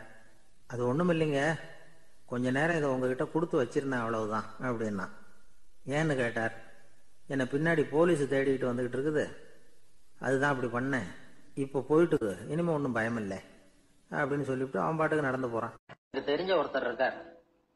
அவரு ஒரு பெரிய காவல்துறை அதிகாரி, ரொம்ப கண்டிப்பானவர். அவரை கண்டாவே எல்லாரும் பயப்படுவாங்க. அப்படிப்பட்டவர் வீட்டுக்கு போனா அப்படியே அடியோட மாறிடுவார். அங்க போய் பாத்தீங்கன்னா குழந்தைகளோட குழந்தையா அவர் விளையாடிட்டு இருப்பார். அலுவலக சமயத்துல பாத்தீங்கன்னா குதிரை முதுகுல அவர் உட்கார்ந்துருப்பார். வீட்டுல பாத்தீங்கன்னா அவர் முதுகுல குழந்தை உட்காந்துருக்கும். அவரு குதிரை மாதிரி போயிட்டு இருப்பார். இது எப்படிங்க முடியுது உங்களால அப்படின்னு கேட்டாங்க. அது ஒண்ணும் இல்ல, இங்க வீட்டுக்கு வந்த உடனே என்னோட மனசை தனியா எடுத்து வச்சிருவேன் அப்படின்னார். அது என்னங்க உங்க சட்டப்பயிலியா இருக்குது மனசு, அது தனியா எடுத்து வைக்கிறதுக்கு அப்படின்னு கேட்டாங்க. அப்படி இல்லைங்க, இது ஒரு பயிற்சி, மனப்பயிற்சி, அவ்வளவுதான் அப்படின்னார். இப்படி சமயம் பார்த்து மனசை தனியா வச்சுவிட தெரிஞ்சவங்க வாழ்க்கையில எப்பவும் உற்சாகமா இருப்பாங்க அப்படிங்கிறது பெரியவங்க கருத்து. ஒரு டாக்டர் ஆஸ்பத்திரியில இருக்கிற வரைக்கும் டாக்டரா இருக்கலாம். அவர் மனைவிகிட்டையும் அவர் டாக்டரா இருக்க வேண்டிய அவசியம் இல்லை. ஒரு வக்கீல் வந்து கோர்ட்ல இருக்கிற வரைக்கும் வக்கீலா இருக்கலாம். வீட்டுக்கு வந்ததுக்கு அப்புறமும் வக்கீலா இருக்க வேண்டிய அவசியம் கிடையாது. வீட்டுல வந்து குழந்தைகள்கிட்ட விளையாடும் பொழுதும் அதுகள்கிட்ட ஃபீஸ் கேட்டுட்டு இருக்க கூடாது. நாம எப்படி இருக்கணும்னு பெரியவங்க சொல்றாங்கன்னா, மனசோட சேரக்கூடாதான். அப்படி சேராம வாழ்க்கையை கவனிக்கணுமா. மனசை அப்படியே தனியா எடுத்து பக்கத்துல வச்சுடணும். அப்படின்னா அதை அப்படியே தூக்கி எறிஞ்சுடு அப்படின்னு அர்த்தம் இல்லை. ஏன்னா மனசுங்கிறது நமக்கு உபயோகப்படக்கூடிய ஒண்ணுதான். எப்ப அது தேவையோ அப்பப்போ எடுத்து உபயோகப்படுத்திக்கணும். தேவைப்படுறப்போ எடுத்து கண்ணாடியை மாட்டிக்கிறோம்ல, படிக்கும் பொழுது கண்ணாடி தேவைப்படுது, எடுத்து மாட்டிக்கிறோம் இல்லையா, அது மாதிரி கணக்கு போடுறதுக்கு மனசு தேவை. கடைக்கு போய் ஒரு பொருள் வாங்குறோம், காசு கொடுக்குறோம், மீதி சில்லறை சரியா இருக்கா அப்படின்னு எண்ணி பார்த்து வாங்க வேண்டியிருக்கு. அந்த சமயத்துல மனசை எடுத்து தனியா வச்சுட்டேன் அப்படின்னு சொல்லிட்டு இருக்க கூடாது. பரீட்சைக்கு படிக்க வேண்டியிருக்குது, படிச்சதையெல்லாம் அப்படியே நினைவுல வச்சுக்க வேண்டியிருக்கு. அந்த சமயத்துல மனசை தூக்கி எறிஞ்சுட்டேன் சார் அப்படின்னு சொல்லிட்டு இருக்க கூடாது. அப்படி சொன்னா பரீட்சை நம்மளை தூக்கி எறிஞ்சிடும். அதனால தேவைப்படுறப்போ மனசை உபயோகப்படுத்தணும், தேவையில்லாதப்போ அது தனியா ஓய்வு எடுத்துக்க விட்டுடணும். இப்படி நாம பழக்கப்படுத்திக்கிட்டா வாழ்க்கைங்கிறது நமக்கு புதுசா தெரியுமா. மனசுக்கும் ஒரு சக்தி கிடைக்கும். எந்திரங்களுக்கு ஓய்வு கொடுக்குற மாதிரி மனசுக்கும் ஓய்வு கொடுக்கணும், இல்லைன்னா அது களைச்சு போயிடும். குழந்தைகள் மனசை சுமந்துகிட்டு இருக்கிறது இல்ல, இது முதியவர்கள் குழந்தைகள் கிட்ட இருந்து கத்துக்க வேண்டிய ஒரு பாடம். ஆனாலும் இந்த கால குழந்தைகள் கிட்ட ரொம்ப எச்சரிக்கையா இருக்க வேண்டியிருக்கு. ஒரு தாத்தாவும் பேரனும் விளையாடிக்கிட்டு இருக்கிறாங்க. தாத்தா, எனக்கு சைக்கிள் ஓட்ட கத்து கொடு அப்படிங்கிறான் பேரன். சைக்கிள் உயரம் கூட இல்ல, அதுக்குள்ள சைக்கிள் ஓட்டணுமா அப்படின்னாரு தாத்தா. ஏன் தாத்தா, ரயில் ஓட்டுறாரு, அவர் என்ன ரயில் நீளமா இருக்கார் அப்படின்னு கேட்டானா அந்த பையன். ஒரு ஊர்ல ஒரு பெரிய செல்வந்தர் இருந்தார். பணத்துக்கு பஞ்சம் இல்லை. அதனால இந்த உலகத்துல முடியாத காரியம் எதுவும் இல்லைன்னு நினைச்சார். பணம் இருந்தாலே அந்த நினைப்பு தானா வந்துடும். அதனால இவரும் அப்படி நினைச்சதுல ஒன்றும் தப்பு இல்லை. அந்த ஊருக்கு குருநானக் ஒரு தடவை வந்தார். அவருக்கு இந்த செல்வந்தர் ரொம்ப பிரமாதமா ஒரு வரவேற்பு கொடுத்தார். ஊர் எல்லையிலேயே எங்க வீட்டுக்கு விருந்து சாப்பிட்டுட்டு போகணும்னு கேட்டுக்கிட்டார். அவரும் சரின்னு ஒத்துக்கிட்டார். உடனே தன்னுடைய பங்களாவில் ஒரு பெரிய விருந்துக்கு ஏற்பாடு பண்ணார். குருநானக் அழைச்சிட்டு வீட்டுக்கு போனார், உட்கார வச்சார். ஐயா, நான் இந்த ஊர்லயே ரொம்ப பெரிய வசதி உள்ளவன், என்னால எல்லாம் முடியும். உங்களுக்காக நான் என்ன செய்யணும்னு சொல்லுங்க, எதுவா இருந்தாலும் பரவாயில்ல, எவ்வளவு செலவானாலும் பரவாயில்ல, என்னால செய்ய முடியும். என்ன செய்யணும்னு சொல்லுங்க, அது போதும், நான் செய்யறேன் அப்படின்னு நான் ரொம்ப பணிவா. இதை கேட்டதும் குருநானக் சிந்திச்சார் கொஞ்ச நேரம். அதுக்கப்புறம் தன்னோட சட்ட பைக்குள்ள கையை விட்டு ஒரு பழைய ஊசி ஒன்னு எடுத்தார். அந்த செல்வந்தர்கிட்ட கொடுத்தார். இத பாருங்க, இவ்வளவு தூரம் நீங்க கேட்கறதுனால சொல்றேன், எனக்கு நீங்க செய்ய வேண்டிய உதவி இதுதான். ஊசிய கையில வாங்கிக்கிட்டு இதை என்ன செய்யணும் சொல்லுங்க அப்படின்னாரு அவரு. நீங்க செய்ய வேண்டியது என்னன்னா, இந்த ஊசிய பத்திரமா வச்சிருக்கணும். நாம 2 பேரும் இறந்து போனதுக்கு பின்னாடி இன்னொரு உலகத்துல நாம சந்திக்கக்கூடிய வாய்ப்பு இருக்குது. அப்ப இந்த ஊசியை என்கிட்ட கொண்டாந்து கொடுக்கணும். இதுதான் நீங்க எனக்காக செய்ய வேண்டிய உதவி அப்படின்னார் குருநானக் லேசா சிரிச்சுக்கிட்டே. இதை கேட்ட உடனே இந்த பெரியவர் முழிக்க ஆரம்பிச்சிட்டார். அது எப்படிங்க, நான் சாகிறப்ப எப்படி இந்த ஊசியை எடுத்துக்கிட்டு இன்னொரு உலகத்துக்கு வர முடியும்னார்.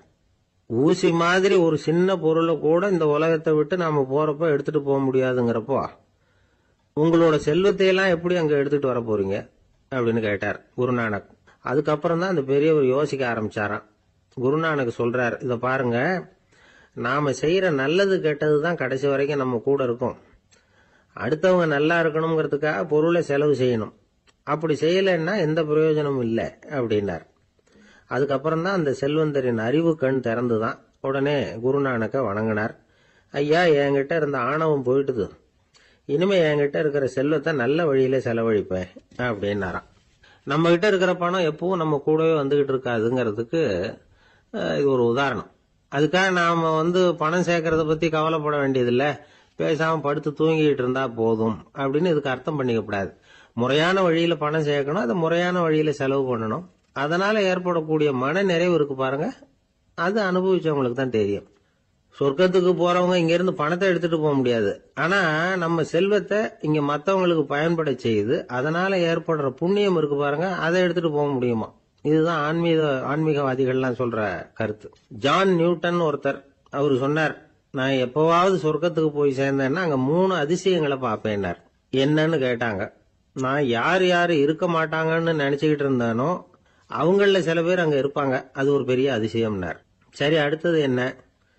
2வது அதிசயம் என்னன்னா, அங்க இருப்பாங்கன்னு நான் எதிர்பார்த்த சில பேர் அங்க இருக்க மாட்டாங்க அப்படின்னார். சரி, 3வது பெரிய ஆச்சரியம் என்ன அப்படின்னா, நான் அங்க இருக்க பாருங்க, அதுதான் அந்த 3வது அதிசயம் அப்படின்னாராம். ஒரு நீதிமன்றம், அங்க ஒரு கொலை வழக்கு சம்பந்தமா விசாரணை நடந்துகிட்டு இருக்குது. அந்த வழக்கறிஞர் ரொம்ப தீவிரமா வாதாடிட்டு இருக்கிறார். தன்னுடைய கட்சிக்காரர் நிரபராதிங்கிறது அவருக்கு நல்லா தெரியும். அதனாலதான் அவர் சார்பா வாதாடுறதுக்கே ஒத்துக்கிட்டார். அப்படி அவர் மும்முரமா வாதாடிக்கிட்டு இருக்கிற சமயத்துல அவசரமா தந்தி ஒண்ணு சேர்ந்தது. அதை வாங்கி படிச்சு பார்த்தார். அதுக்கப்புறம் அதை மடிச்சு தன்னுடைய கோட்டு பையில வச்சுக்கிட்டு தொடர்ந்து வாதாட ஆரம்பிச்சிட்டார். பேசி முடிச்சாரு. அதுக்கப்புறம் அங்க கோர்ட்ல இருந்த சக வக்கீல்கள் அவர்கிட்ட வந்தாங்க. தந்தி ஒண்ணு வந்ததே, என்ன விஷயம் அப்படின்னு விசாரிச்சாங்களாம். அப்போ அவர் சொல்லியிருக்கிறார், ஊர்ல சிகிச்சைக்காக போயிருந்த என்னுடைய மனைவி இறந்து போனதா தந்தி வந்திருக்குது அப்படின்னாராம். மற்ற வக்கீல்களுக்கு அதிர்ச்சி. என்னங்க இது, மனைவி இறந்ததை விட கேஸ் முக்கியமா உங்களுக்கு அப்படின்னு கேட்டிருக்கிறாங்க. இறந்து போன என் மனைவி மறுபடியும் திரும்பி வர போறதில்ல, ஆனா என்னுடைய கட்சிக்காரர் ஒரு கொலை வழக்குல மாட்டிக்கிட்டார், அவரும் நிரபராதி, அவர் உசுரை நான் காப்பாற்ற வேணாமா, இதுதான் என்னுடைய கடமை அப்படின்னாராம். இப்படி இவர் சொன்னதும் எல்லாரும் அப்படியே திகைச்சு போய் நின்னுட்டாங்களாம். சரி, கடமைக்கு முக்கியத்துவம் கொடுத்த அந்த வழக்கறிஞர் யார் தெரியுமா? அவர் தான் இரும்பு மனிதர் சர்தார் வல்லபாய் பட்டேல். குஜராத் மாநிலத்தில் 1875 அக்டோபர் 31 அன்றைக்கு ஜாவேரி பாய் அப்படிங்கிறவருக்கு 4வது பிள்ளையா அவர் பிறந்தாராம். இந்த ஜாவேரி பாய் யார் தெரியுமா? ஜான்சி ராணி லட்சுமி பாய் போர் படையில ஒரு வீரரா பணிபுரிஞ்சவர். இளம் வயசுல வல்லபாய் படேல் ரொம்ப சிரமப்பட்டு படிச்சிருக்கார். விடாமுயற்சி வெற்றியை கொடுத்தது. கல்லூரியிலையும் காலடி வச்சார். அதுக்கப்புறம் வக்கீல் பட்டத்தையும் வாங்கினார். பிரிட்டிஷ் ஆட்சி நடந்துகிட்டு இருந்த சமயம் குஜராத்தை சேர்ந்த பர்டோலி தாலுகாவில் விவசாயிகள் மேல அரசாங்கம் திடீர்னு நில வரியை வசதி விட்டுதான். ஏழை விவசாயிகள் ரொம்ப கஷ்டப்பட்டிருக்காங்க. அரசாங்கம் வரி செலுத்தாத விவசாயிகளின் நிலங்களை எல்லாம் ஜப்தி செஞ்சுதான். அரசாங்கத்தை எதிர்க்கிறவங்களையெல்லாம் கைது பண்ணி சிறையில் அடைச்சுட்டாங்களாம். சில பேர் வீடு வாசல் ஆடு மாட்டையெல்லாம் வித்து கூட வரி கட்ட வேண்டிய நிலைமைக்கு ஆளாயிட்டாங்க. வழக்கறிஞர் வல்லபாய் படேல் நில வரியை உடனே ரத்து பண்ணணும் அப்படின்னு பம்பாய் கவர்னருக்கு ஒரு கடிதம் எழுதினார். எந்த பலனும் இல்லை. உடனே எல்லா விவசாயிகளையும் அணி திரட்டினார். அதுக்கு தானே தலைமை தாங்கினார். சத்தியாகிரகம் நடத்தினார்.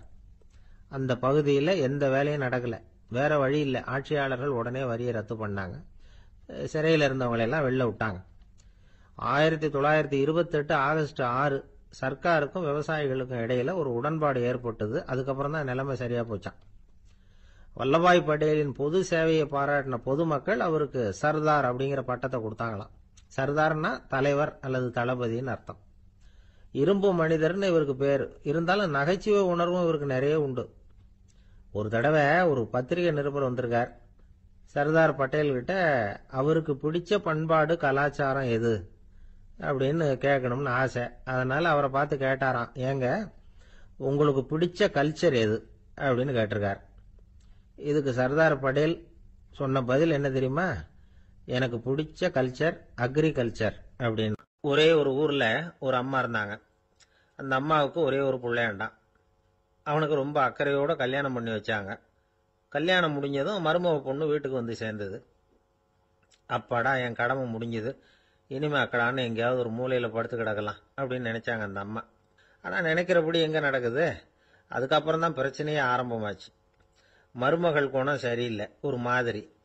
அந்த பொண்ணு வீட்டுக்கு வந்ததுமே முதல் வேலையா மாமியாரை பார்த்து, அதுதான் நான் வந்துட்டேன்ல, இனிமே உங்களுக்கு என்ன வேலைங்க, புறப்பட வேண்டியது தானே, காசி ராமேஸ்வரம்னு எங்கேயாவது போங்க அப்படின்னு தான். மாமியார் பார்த்தாங்க, கொஞ்சம் யோசனை பண்ணாங்க. இந்த பாருமா, நீ இப்படி சொல்றதுக்கு முன்னாடியே வீட்டை விட்டு புறப்படணுங்கிற முடிவுக்கு நான் வந்துட்டேன். வீட்டை மட்டும் இல்லை, இந்த உலகத்தை விட்டே கூட போறதுக்கு தயாரா இருக்கிறேன். ஆனா ஒரே ஒரு விஷயத்துக்காக என் உயிரை கையில பிடிச்சிக்கிட்டு இருக்கிறேன் அப்படின்னாங்களாம். என்ன விஷயம்னு கேட்டது இந்த மருமக பொண்ணு. வேற ஒண்ணும் இல்ல, என் பிள்ளைக்கு கல்யாணம் பண்ணி வச்சுட்டேன். ஒரு பேர புள்ள பிறந்து அதை என் கண்ணால பாத்துட்டேன்னா நான் எங்க வேணும்னாலும் போறதுக்கு தயாரா இருக்கிறேன் அப்படின்னாங்களாம் அந்த மாமியார். மாமியார் இப்படி சொல்றதுலயும் நியாயம் இருக்கிறதாக பட்டுது அந்த பொண்ணுக்கு. சரி, அப்படியே இருந்து பார்த்துட்டு போகலாம் அப்படின்னு அனுமதி கொடுத்தது. கொஞ்ச காலத்துல ஒரு பேரன் பிறந்தான். அந்த அம்மாவும் பேரனை கண்ணால பார்த்துட்டாங்க. சரி, பேரனை பார்த்தாச்சுல, இனிமே புறப்பட வேண்டியது தானே அப்படின்னது மருமக பொண்ணு. மாமியார் பார்த்தாங்க, நீ சொல்றது சரிதாம்மா, அதுல ஒன்றும் தப்பு இல்லை. என்னோட பேரன் உங்களை அம்மா அப்பான்னு கூப்பிடுறத என் காது குளிர கேட்டுட்டு போயிடுறேனே அப்படின்னாங்களாம். சரி, அந்த ஆசையை நிறைவேறட்டும் அப்படின்னு காத்துக்கிட்டு இருந்தாங்க. பேரன் வளர்ந்தான், நடந்தான், பள்ளிக்கூடம் போனா, பெரியவனானா. மருமக பொண்ணு மறுபடியும் மாமியாரை விரட்ட ஆரம்பிச்சுட்டுது, இன்னும் புறப்பில்லையான்னு. இதை பாருமா, இது வரைக்கும் இருந்துட்டேன். பேரனோட கல்யாணத்தையும் கண்ணால பார்த்தாதான் இந்த கட்டை வேகும் போல இருக்குது அப்படின்னு சொல்லி ஒரு மாதிரியா பேச ஆரம்பிச்சாங்க. இதுவும் நியாயமான ஆசையாக தான் படுது அப்படின்னு அது யோசிச்சிருக்கு அந்த பொண்ணு. சரின்னு அதுக்கும் ஒத்துக்கிட்டது. உடனே பேரனுடைய கல்யாணமும் முடிஞ்சது ஒரு வழியா. இனிமே ஒரு நொடி கூட இங்க இருக்கக்கூடாது, புறப்படுங்க அப்படின்னு மாமியாரை விரட்டிச்சான் அந்த பொண்ணு. இப்ப அந்த மாமியார் தன்னோட மருமகளை பார்த்து சொல்றாங்க, இதோ கிளம்பிட்டேம்மா, என் மூட்டை முடிச்செல்லாம் கட்டிக்கிட்டேன், புறப்பட்டுட்டேன். அப்படியே நீயும் உன் துணிமணிகளை மூட்டை கட்டிக்கிட்டு கிளம்பிடும், என்னோட சேர்ந்து 2 பேருமா சேர்ந்து போயிடலாம் அப்படின்னாங்களாம். அந்த பொண்ணு முழிக்குது. முழிக்காதே, உனக்கும் ஒரு மருமக வந்துட்டா, இனிமே நீயும் ஒரு மாமியார் தானே, உனக்கும் இனிமே இங்க வேலை இல்லை, புறப்படு அப்படின்னாங்களாம். அப்பதான் அந்த பொண்ணு சிந்திக்க ஆரம்பிச்சுதான், தன்னோட தவறு புரிஞ்சுதான். இந்த தகவலை கேட்டுட்டு இருக்கிற மருமகள்லாம் இதை பத்தி கொஞ்சம் யோசிச்சு பார்க்கணுங்கிறதுக்காகத்தான் இதை சொல்றோம் மாமியார்கள் சார்பா. கொஞ்ச நாளைக்கு முன்னாடி ஒரு பொண்ணை பார்த்து பேசுகிற சந்தர்ப்பம் கிடைச்சிது ஒரு கல்யாண வீட்டில். அந்த பொண்ணு சொல்லிச்சு, சார் எனக்கு கல்யாணம் ஆகி 15 வருஷம் ஆகுது, நான் மாமியார்கிட்ட சண்டை போட்டதே இல்லை அப்படின்னு ரொம்ப அடக்கமாக சொல்லிச்சு. அது எப்படிம்மா சாத்தியமாச்சுன்னு கேட்டோம். எனக்கு கல்யாணம் ஆகி 15 வருஷம்தான் ஆச்சு, ஆனால் என் மாமியார் செத்து போய் 20 வருஷத்துக்கு மேலே ஆயிட்டுது அப்படின்னுது. ஒருத்தர் வேகமாக நடந்து போறார். கடத்தெருவில் ஒரு ஸ்வீட்டு கடையை பார்க்குறார். உடனே சடன் பிரேக் போட்டது மாதிரி நிற்கிறார். ஒரு ஸ்வீட் வாங்கி சாப்பிடலாமேன்னு மனசு சொல்லுது. டாக்டர் வேணாம்னு சொல்லியிருக்கிறார், உடம்புக்கு ஒத்துக்காது, அதனால அது வேணாம்னு சொல்லுது அறிவு. இவர் மனசு சொல்றத கேட்கல, அறிவு சொல்றபடி கேட்கிறார். அதனால மறுபடியும் வேகமா அங்கிருந்து நடந்து போயிடுறார். அவர் நல்ல மனுஷன். மனுஷனுக்கு அறிவும் இருக்குது, உணர்ச்சியும் இருக்குது. எதுக்கு எடுத்தாலும் உணர்ச்சி வசப்பட்டுக்கிட்டு இருக்கக்கூடாது, அறிவு வசத்துல நாம இருக்கணும். அப்பதான் நாம நல்லபடியா வாழ முடியும். இல்லைன்னா அவஸ்தை தான். மகாபாரதத்துல சந்தனுன்னு சொல்லி ஒரு அரசன் வர்றான். அவன் ஒரு சமயம் அறிவு வசப்படாம உணர்ச்சி வசப்படுறான். அதாவது ஒரு நாள் கங்கை கரையில ஒரு அழகான பொண்ணை பார்க்கறான். இவனுடைய மனசு அவகிட்ட போயிடுது. அவளை கல்யாணம் பண்ணிக்கிறதுக்கு ஆசைப்படுறான். அந்த பொண்ணு சரின்னு சம்மதிக்கிறா. ஆனா ஒரு நிபந்தனை போடுறா. அந்த நிபந்தனைக்கு சம்மதம்னு சொன்னாதான் உன்னை கல்யாணம் பண்ணிக்குவேன்னு சொல்றா. சரி, அவ போட்ட நிபந்தனை என்ன தெரியுமா? இது மாதிரி நான் உங்க மனசு புண்படுற மாதிரி எந்த காரியம் பண்ணாலும் நீங்க என்ன ஏன்னு கேட்கக்கூடாது, நான் செய்யற காரியத்தை தடுக்கவும் கூடாது. அப்படி நீங்க செஞ்சா அடுத்த கணமே நான் உங்களை பிரிஞ்சு போயிடுவேன். இதுதான் அந்த பொண்ணு போட்ட நிபந்தனை. சந்தன அரசன் இந்த நிபந்தனையை ஒத்துக்கலாமா? இதை அறிவுபூர்வமா யோசிச்சிருந்தா இதுக்கு கட்டுப்பட்டுக்க மாட்டான். இந்த நிபந்தனைக்கு நான் சம்மதிக்க மாட்டேன்னு தான் சொல்லியிருக்கணும். ஆனா அவன் அந்த நேரத்துல உணர்ச்சி வசத்துல இருந்தான். அதனால நீ என்ன சொன்னாலும் சரின்னு ஒத்துக்கிட்டான். அவளை கல்யாணம் பண்ணிக்கிட்டான். இதனால என்ன ஆச்சு? 7 பச்சை இளம் குழந்தைகளை பிறந்த உடனே அவ கங்கையில தூக்கி எறிஞ்சி கொல்லக்கூடிய கோர காட்சிய இவன் ஒண்ணு பின்னாடி ஒன்னா பார்க்க வேண்டியதா போச்சு. கடைசியில 8வது குழந்தை பிறந்ததுதான் அவனுடைய அறிவு மேலோங்குது. அந்த கொடிய செயலை தடுத்து நிறுத்துறான். அந்த 8வது குழந்தை தான் பின்னாடி பீஷ்மர் ஆகிறார். ஒரு பக்தி பிரசங்கத்துல ஒரு பேச்சாளர் இந்த விஷயத்தை சொல்லிவிட்டு இன்னொரு விஷயமும் சொன்னார். அது என்னன்னா, சந்தனு மன்னன் அறிவுக்கும் உணர்ச்சிக்கும் நடுவில் அகப்பட்டு தவிச்சதுனால அவன் வம்சத்துல வந்த கௌரவர்கள் உணர்ச்சி வசப்பட்டாங்க, பாண்டவர்கள் அறிவு வசப்பட்டாங்க அப்படின்னு சொன்னார். மனுஷனுக்கு உணர்ச்சியை விட அறிவு மேலோங்கி இருக்கணுங்கிறது சரிதான். ஆனால் அந்த அறிவை எப்படி உபயோகப்படுத்துறோம்ங்கிறது முக்கியம். ஒருத்தர் சொன்னார், சார் இன்னைக்கு கோயம்புத்தூர்ல ஒரு கல்யாணம், அதுக்கு நான் போக முடியலையேன்னு நினைக்கும் பொழுது மனசுக்கு ரொம்ப வருத்தமா இருக்குது சார் அப்படின்னார். ரொம்ப உணர்ச்சி வசப்பட்டார். அதுக்காக கவலைப்படாதீங்க சார், ஒரு வாழ்த்து தந்தி கொடுத்துருங்களேன் அப்படின்னார் இன்னொருத்தர். அது எப்படி சார் முடியும்னார் அவரு. நான் தானே சார் கல்யாண மாப்பிள்ளை அப்படிங்கிறார் அந்த ஆள். கொஞ்சம் தூரத்துல நாம நிக்கிறோம். எட்டத்துல இருந்துகிட்டு அவரை கவனிக்கிறோம். அவர் போன்ல பேசுறத, அவர் பேசுகிற வார்த்தைகள் என்ன அப்படிங்கறது நம்ம காதுல விழல. ஆனாலும் அவர் பேசிக்கிட்டு இருக்கிறது நல்ல செய்தியா கெட்ட செய்தியா அப்படிங்கறத நம்மால யூகிக்க முடியும். மகிழ்ச்சியான செய்தியை பேசும்போது முகம் மலருது, புன்னகை பூக்குது. இதுல ஒண்ணு நீங்க கவனிக்கணும். தொலைபேசியில நாம பேசுறப்போ நம்மோட பேசுறவர் எதிரில் இல்ல. அவர் தொலைபேசி வழியா நம்ம குரலை மட்டும்தான் கேட்க போறார். நம்ம முகத்தை அவர் பார்க்க போறது இல்ல. அப்படி இருந்தும் அப்ப நம்ம முகம் ஏன் மலரணும் அப்படின்னா, இதுதான் உடல் மொழி, பாடி லாங்குவேஜ் அப்படின்னு சொல்றாங்க. நம்ம அறியாமலேயே நம்ம உடம்பு செய்திகளை தெரிவிக்குது பாருங்க, அதுதான் உடல் மொழி. ஒரு மனிதர் தொலைபேசியில பேசிக்கிட்டு இருக்கிறத நீங்க தூரத்துல இருந்து கவனிச்சுக்கிட்டே அவர் நண்பரோட பேசுறாரா, மனைவியோட பேசுறாரா, குழந்தையோட பேசுறாரா, இல்ல மேல் அதிகாரி கிட்ட பேசுறாரா, அல்லது அவருக்கு கீழே பணிபுரிகிறவர்கள் கிட்ட பேசுறாரா அப்படிங்கறத கண்டுபிடிக்கலாம். அதுக்கு காரணம் அவருடைய உடல் மொழி. இந்த உடல் மொழி கூட நம்ம வாழ்க்கையின் முன்னேற்றத்துக்கு பயன்படும். இத பத்தியெல்லாம் கூட சில நிபுணர்கள் ஆராய்ச்சி பண்ணி பார்த்திருக்கிறாங்க. அவங்க சில விவரங்களை சொல்றாங்க. குறிப்பா ஒருத்தர் தன்னுடைய நாற்காலியில கிட்டத்தட்ட படுத்துக்காத குறையா உட்கார்ந்துருக்கிறாருன்னு வச்சுங்க. எதிர இருக்கிறவர் பேசுறது அவருக்கு பிடிக்கலன்னு அர்த்தமா. தலையை சொரிஞ்சுக்கிறது, வேற வேற திசைகள்ல பாக்குறது, கொட்டாவி விடுறது, கால்களை மாத்தி போட்டு உட்கார்றது, களைப்பா கை விரல்களை அப்படியே பின்னிக்கிறது, அடிக்கடி கடிகாரத்தை பாக்குறது, இப்படிலாம் ஒருத்தர் பண்ணிட்டு இருக்கிறாருன்னா நாம கூடிய சீக்கிரம் அந்த இடத்த விட்டு எழுந்திரிச்சு வந்துடுறது நல்லது. ஏன்னா இதெல்லாம் அவருடைய சலிப்பு, சோர்வு, ஆர்வமின்மை, இதுக்கு அடையாளங்கள். நம்முடைய பேச்சு அவரை சலிப்படைய வச்சுட்டதுன்னு அர்த்தம். அவர் ரொம்பவும் சோர்ந்து போயிட்டாருன்னு பொருள். நம்முடைய பேச்சில் அவருக்கு ஆர்வம் இல்லைன்னு அர்த்தம். அதே நேரத்தில் நாற்காலியின் நுனியில அமர்ந்து உடலை முன்னுக்கு நகர்த்தி எதிர இருக்கிறவரின் கண்களை பார்த்துக்கிட்டே பேசினாலும் சரி அல்லது பேச்சை கேட்டாலும் சரி, உங்க பேர்ல மற்றவங்களுக்கு உள்ள பிடிப்பு அதிகரிக்கும்.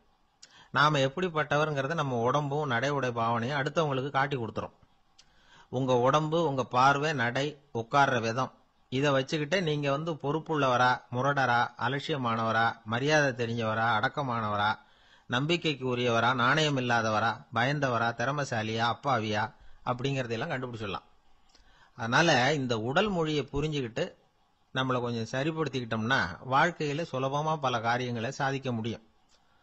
ஒரு மனநல மருத்துவமனை, அங்க ஒருத்தர் ஒரு நாற்காலியில உட்காந்துக்கிட்டு கார் ஓட்டுறது மாதிரி அப்படி பாவனை பண்ணிட்டு இருந்தார். ஸ்டேரிங்கை திருப்புறது மாதிரி, பின்னாடி வர்ற வண்டியை நிக்க சொல்றது மாதிரி, அப்புறம் இவரு ஒதுங்கிக்கிட்டு அவருக்கு வழி விடுறது மாதிரி, இப்படிலாம் சேட்டைகள் பண்ணிக்கிட்டு இருந்தார் மனநல மருத்துவமனையில. இத பார்த்துக்கிட்டு இருந்த ஒருத்தர் பக்கத்துல இருந்த இன்னொருத்தர்கிட்ட கேட்டார், இவர் ஏன் இப்படி பண்றாரு, இவருக்கு ஏன் அப்படி வந்தது நிலைமை அப்படின்னு சொல்லி அவர் விசாரிச்சார். அப்ப அவர் விவரம் சொன்னார். வேற ஒண்ணும் இல்லைங்க, இவருக்கு கார் ஓட்டணும்னு ஆசை ரொம்ப காலமா, அது நிறைவேறாம போயிட்டுது. அதுக்கப்புறம் அவர் மனநோயாளியா மாறிட்டார். இங்க அழைச்சிட்டு வந்தாங்க. இங்க அழைச்சிட்டு வந்ததுல இருந்து அப்படிதான் பண்ணிட்டு இருக்கிறார். அப்ப கார் ஓட்டுறது மாதிரிலாம் பாவனை பண்ணிட்டு இருப்பார், திருப்புறது மாதிரி பண்ணுவார், பின்னாடி வர்றவங்களுக்கு இடம் விடுவார், இப்படிலாம் செய்யறார் அப்படின்னு விவரம் சொன்னாங்க.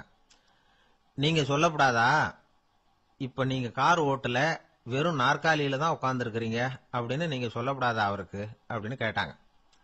அது முடியாதுங்க, ஏன்னா அந்த காரை கழுவுறதுக்காக அவர் தினமும் எனக்கு 10 ரூபா கொடுத்துக்கிட்டு இருக்கிறார் அப்படின்னாராம் அங்க வேலை செஞ்சுக்கிட்டு இருந்த ஒருத்தர். அதனால வாழ்க்கையில நாம இந்த உடல் மொழியை புரிஞ்சுக்கணும். உடல் மொழிங்கிறது இப்ப ஆரம்பத்துல சொன்னது மாதிரி அந்த தொலைபேசியில பேசுறவங்கள தூரத்துல இருந்து பார்த்தாவே அவர் யாருகிட்ட பேசுறாரு, என்ன பேசுறாருன்னு தெரியும். நம்ம முகத்தை நல்லா வச்சுக்கணும். உடல் மொழியை நம்ம புரிஞ்சுக்கிட்டு பயன்படுத்த ஆரம்பிச்சோம்னா எந்த முயற்சி பண்ணினாலும் அதுல வெற்றி நிச்சயம். ஒரு கடற்கரை ஓரம், அங்க ஒரு சின்ன கிராமம், அந்த கிராமத்துல ஒரு சின்ன பள்ளிக்கூடம். கடற்கரை ஓரத்துல உள்ள ஒரு விடுதியில ஓய்வுக்காக ஒருத்தர் தங்கி இருக்கிறார். பள்ளிக்கூடத்துல ஏதோ விழா நடக்கிறது மாதிரி தெரிஞ்சது. உடனே அவர் அந்த பக்கமா வந்தார். இங்க என்ன நடக்குதுன்னு விசாரிச்சார். பள்ளி ஆண்டு விழா நடக்குதுன்னாங்க. உடனே போனார். கண்காட்சி ஒன்று வச்சிருந்தாங்க. உள்ள போய் பார்த்தார். பள்ளிக்கூடத்தில் படிக்கிற மாணவர்களை சொந்தமா தயார் பண்ண பொருள்களை காட்சிக்கு வச்சிருக்கிறாங்க. அந்த ஊர் மக்கள்லாம் அதை கூட்டம் கூட்டமா போய் பார்த்துக்கிட்டு இருக்கிறாங்க. இவரும் ஆர்வமா அதையெல்லாம் பார்த்துக்கிட்டே போறார். ஒரு இடத்துல ஒரு சின்ன ரயில் செஞ்சு வச்சிருந்தாங்க, மாணவர்களே தயார் பண்ணது. மின்சாரத்தால் அது ஓடுறது மாதிரி பண்ணி வச்சிருந்தாங்க. அதுல ஒரு சின்ன பொத்தான் இருக்கும், அது அமுக்குனா ரயில் ஓடும், சுத்தி சுத்தி வரும். மாணவர்கள் எதிரில் நின்று அதுக்கு விளக்கம் கொடுத்துக்கிட்டு இருக்கிறாங்க. இவரு அதை கவனிச்சார். ரயில் ஓடுறத பார்த்தார்.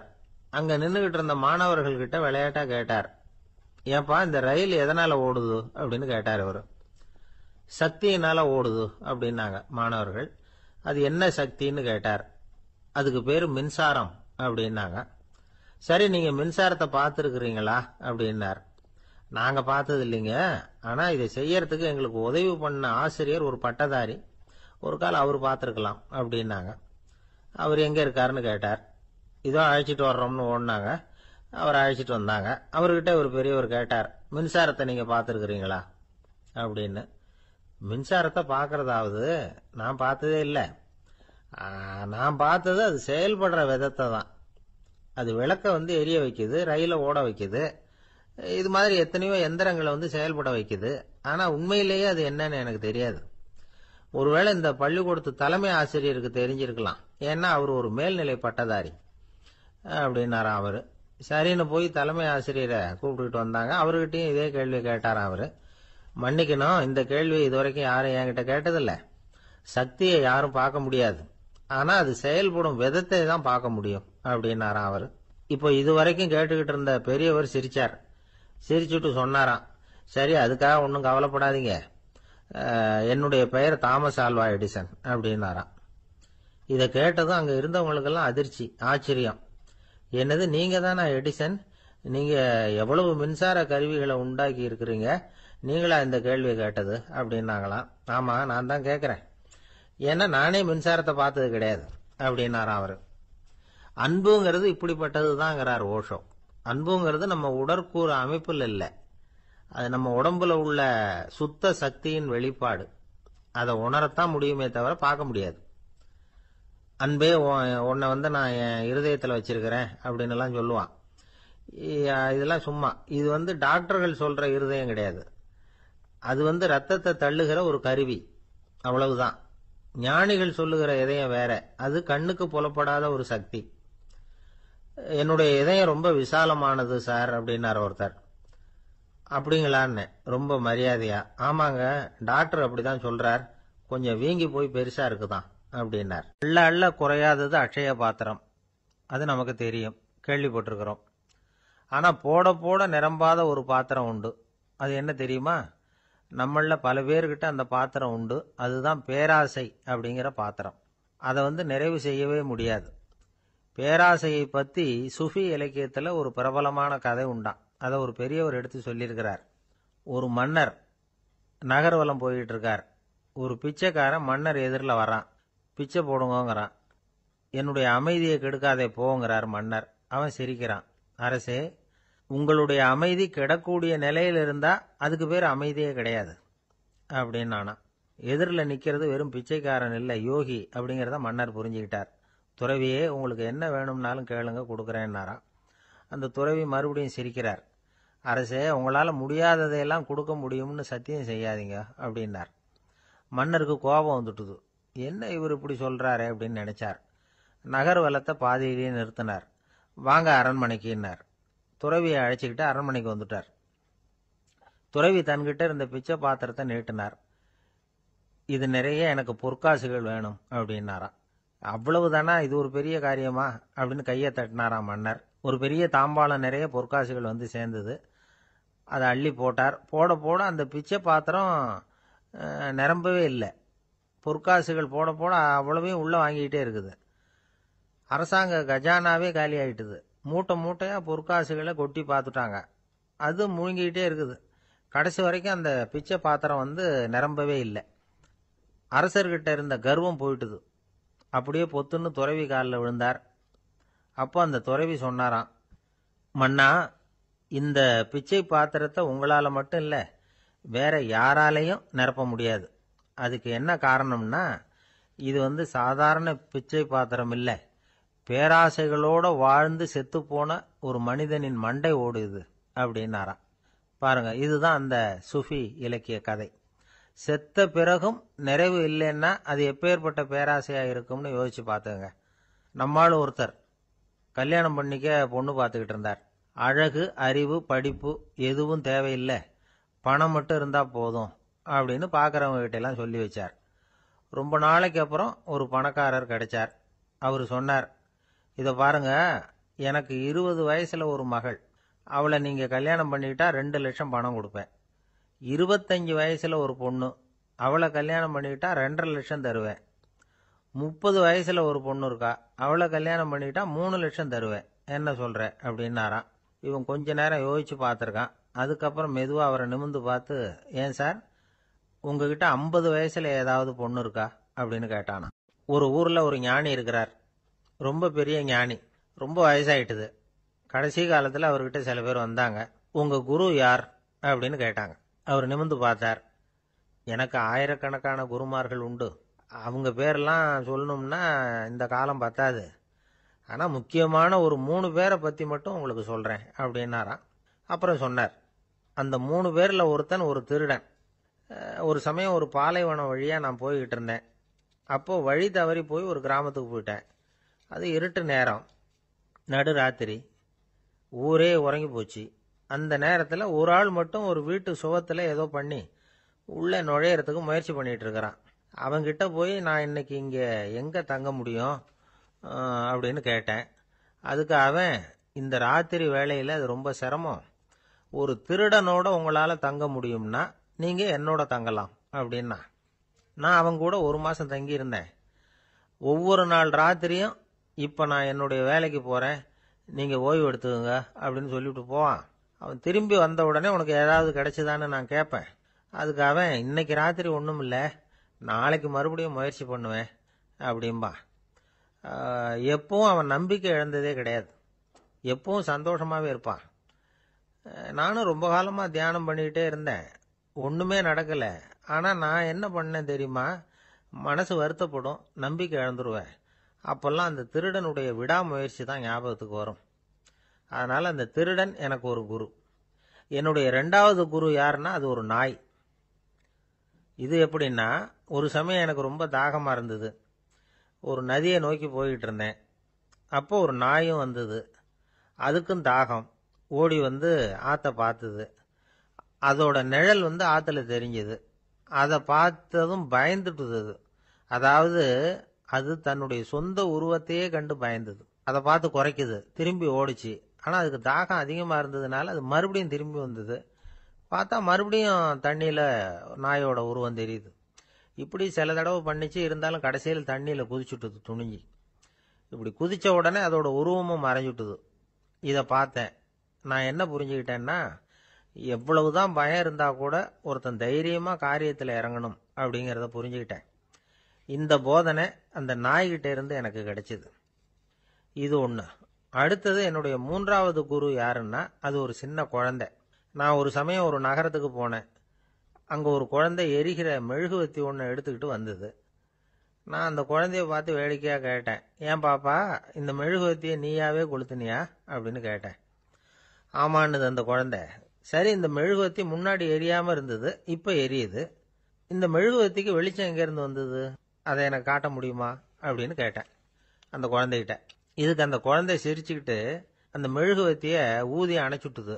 அதுக்கப்புறம் என்னை பார்த்து கேட்டுது, இப்போ இந்த மெழுகுவத்தியின் வெளிச்சம் போனதை பார்த்தீங்க இல்லையா, அது எங்கே போச்சுன்னு எனக்கு சொல்லுங்க அப்படின்னுது. அந்த குழந்தை இப்படி கேட்டதும் என்கிட்ட இருந்த ஆணவம் அழிஞ்சுட்டுது.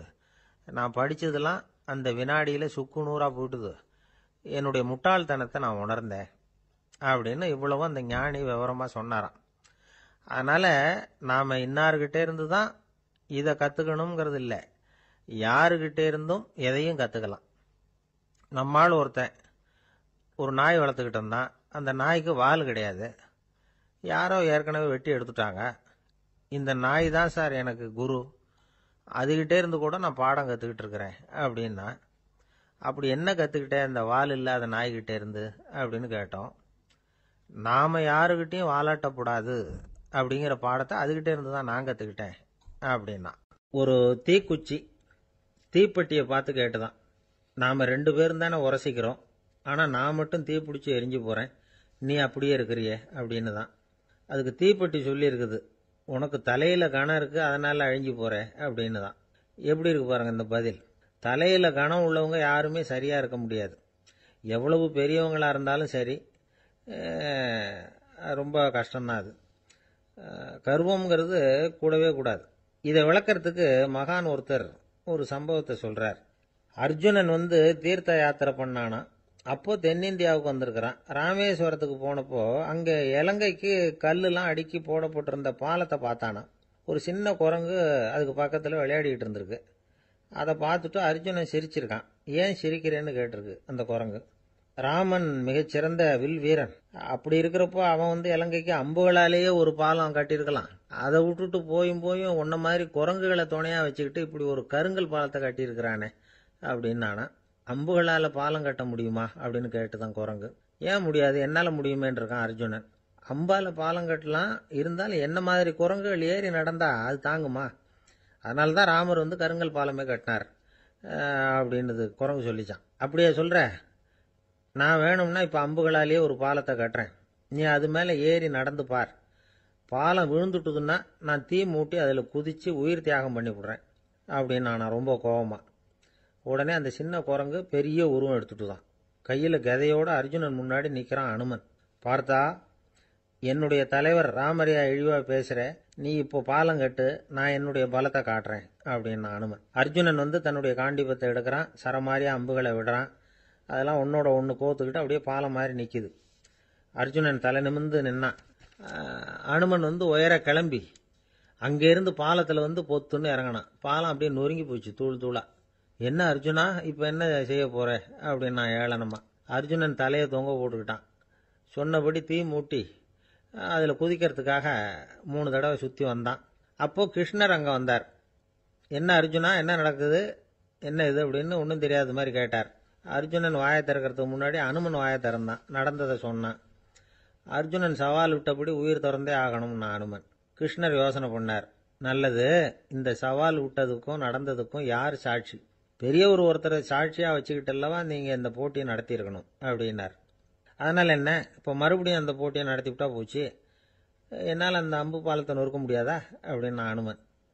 சரி, இப்போ மறுபடியும் அது நடக்கட்டும்னார் கிருஷ்ணர். அர்ஜுனன் அம்பு பாலம் அமைச்சான். அனுமன் ஏறி குதிச்சான். பாலம் அசைஞ்சு கொடுக்கவே இல்லை, அவ்வளோ உறுதியாக இருக்குது. இப்போ அனுமன் தலையை குனிஞ்சிக்கிட்டான். அர்ஜுனன் நன்றியோடு நிமிர்ந்து பார்த்தான். கிருஷ்ணருடைய தோள்கள்லேயும் முதுகள்லேயும் ரத்தம். என்ன சுவாமி, என்ன நடந்ததுன்னு நான் பதறி போய், உன் அம்பு பாலத்தை நான் தான் முட்டு கொடுத்து தாங்கிட்டு இருந்தேன். அனுமன் குதிச்சப்போ என் மேலே ஏற்பட்ட காயங்கள் இவை. பின்ன உன்னுடைய அம்பு பலத்தினாலேயா பாலம் நின்னுதுன்னு நினைக்கிற அப்படின்னாராம். முதல்ல அர்ஜுனன், அப்புறம் அனுமன் 2 பேருக்குமே கர்வ பங்கம் ஆயிட்டு தான். அதாவது அவங்க கிட்ட இருந்த கர்வம் போயிட்டுது. யாரா இருந்தாலும் கர்வம் கூடாதுங்கிறத இதிலிருந்து நாம புரிஞ்சுக்கணும். இந்த காலத்துல நாமெல்லாம் எந்த விஷயத்துக்கெல்லாம் கர்வப்பட்டுட்டு இருக்கோம் தெரியுமா? 2 பெண்கள் தங்களுடைய கணவன்மார்களை பத்தி ரொம்ப பெருமையா பேசிக்கிட்டாங்களாம்.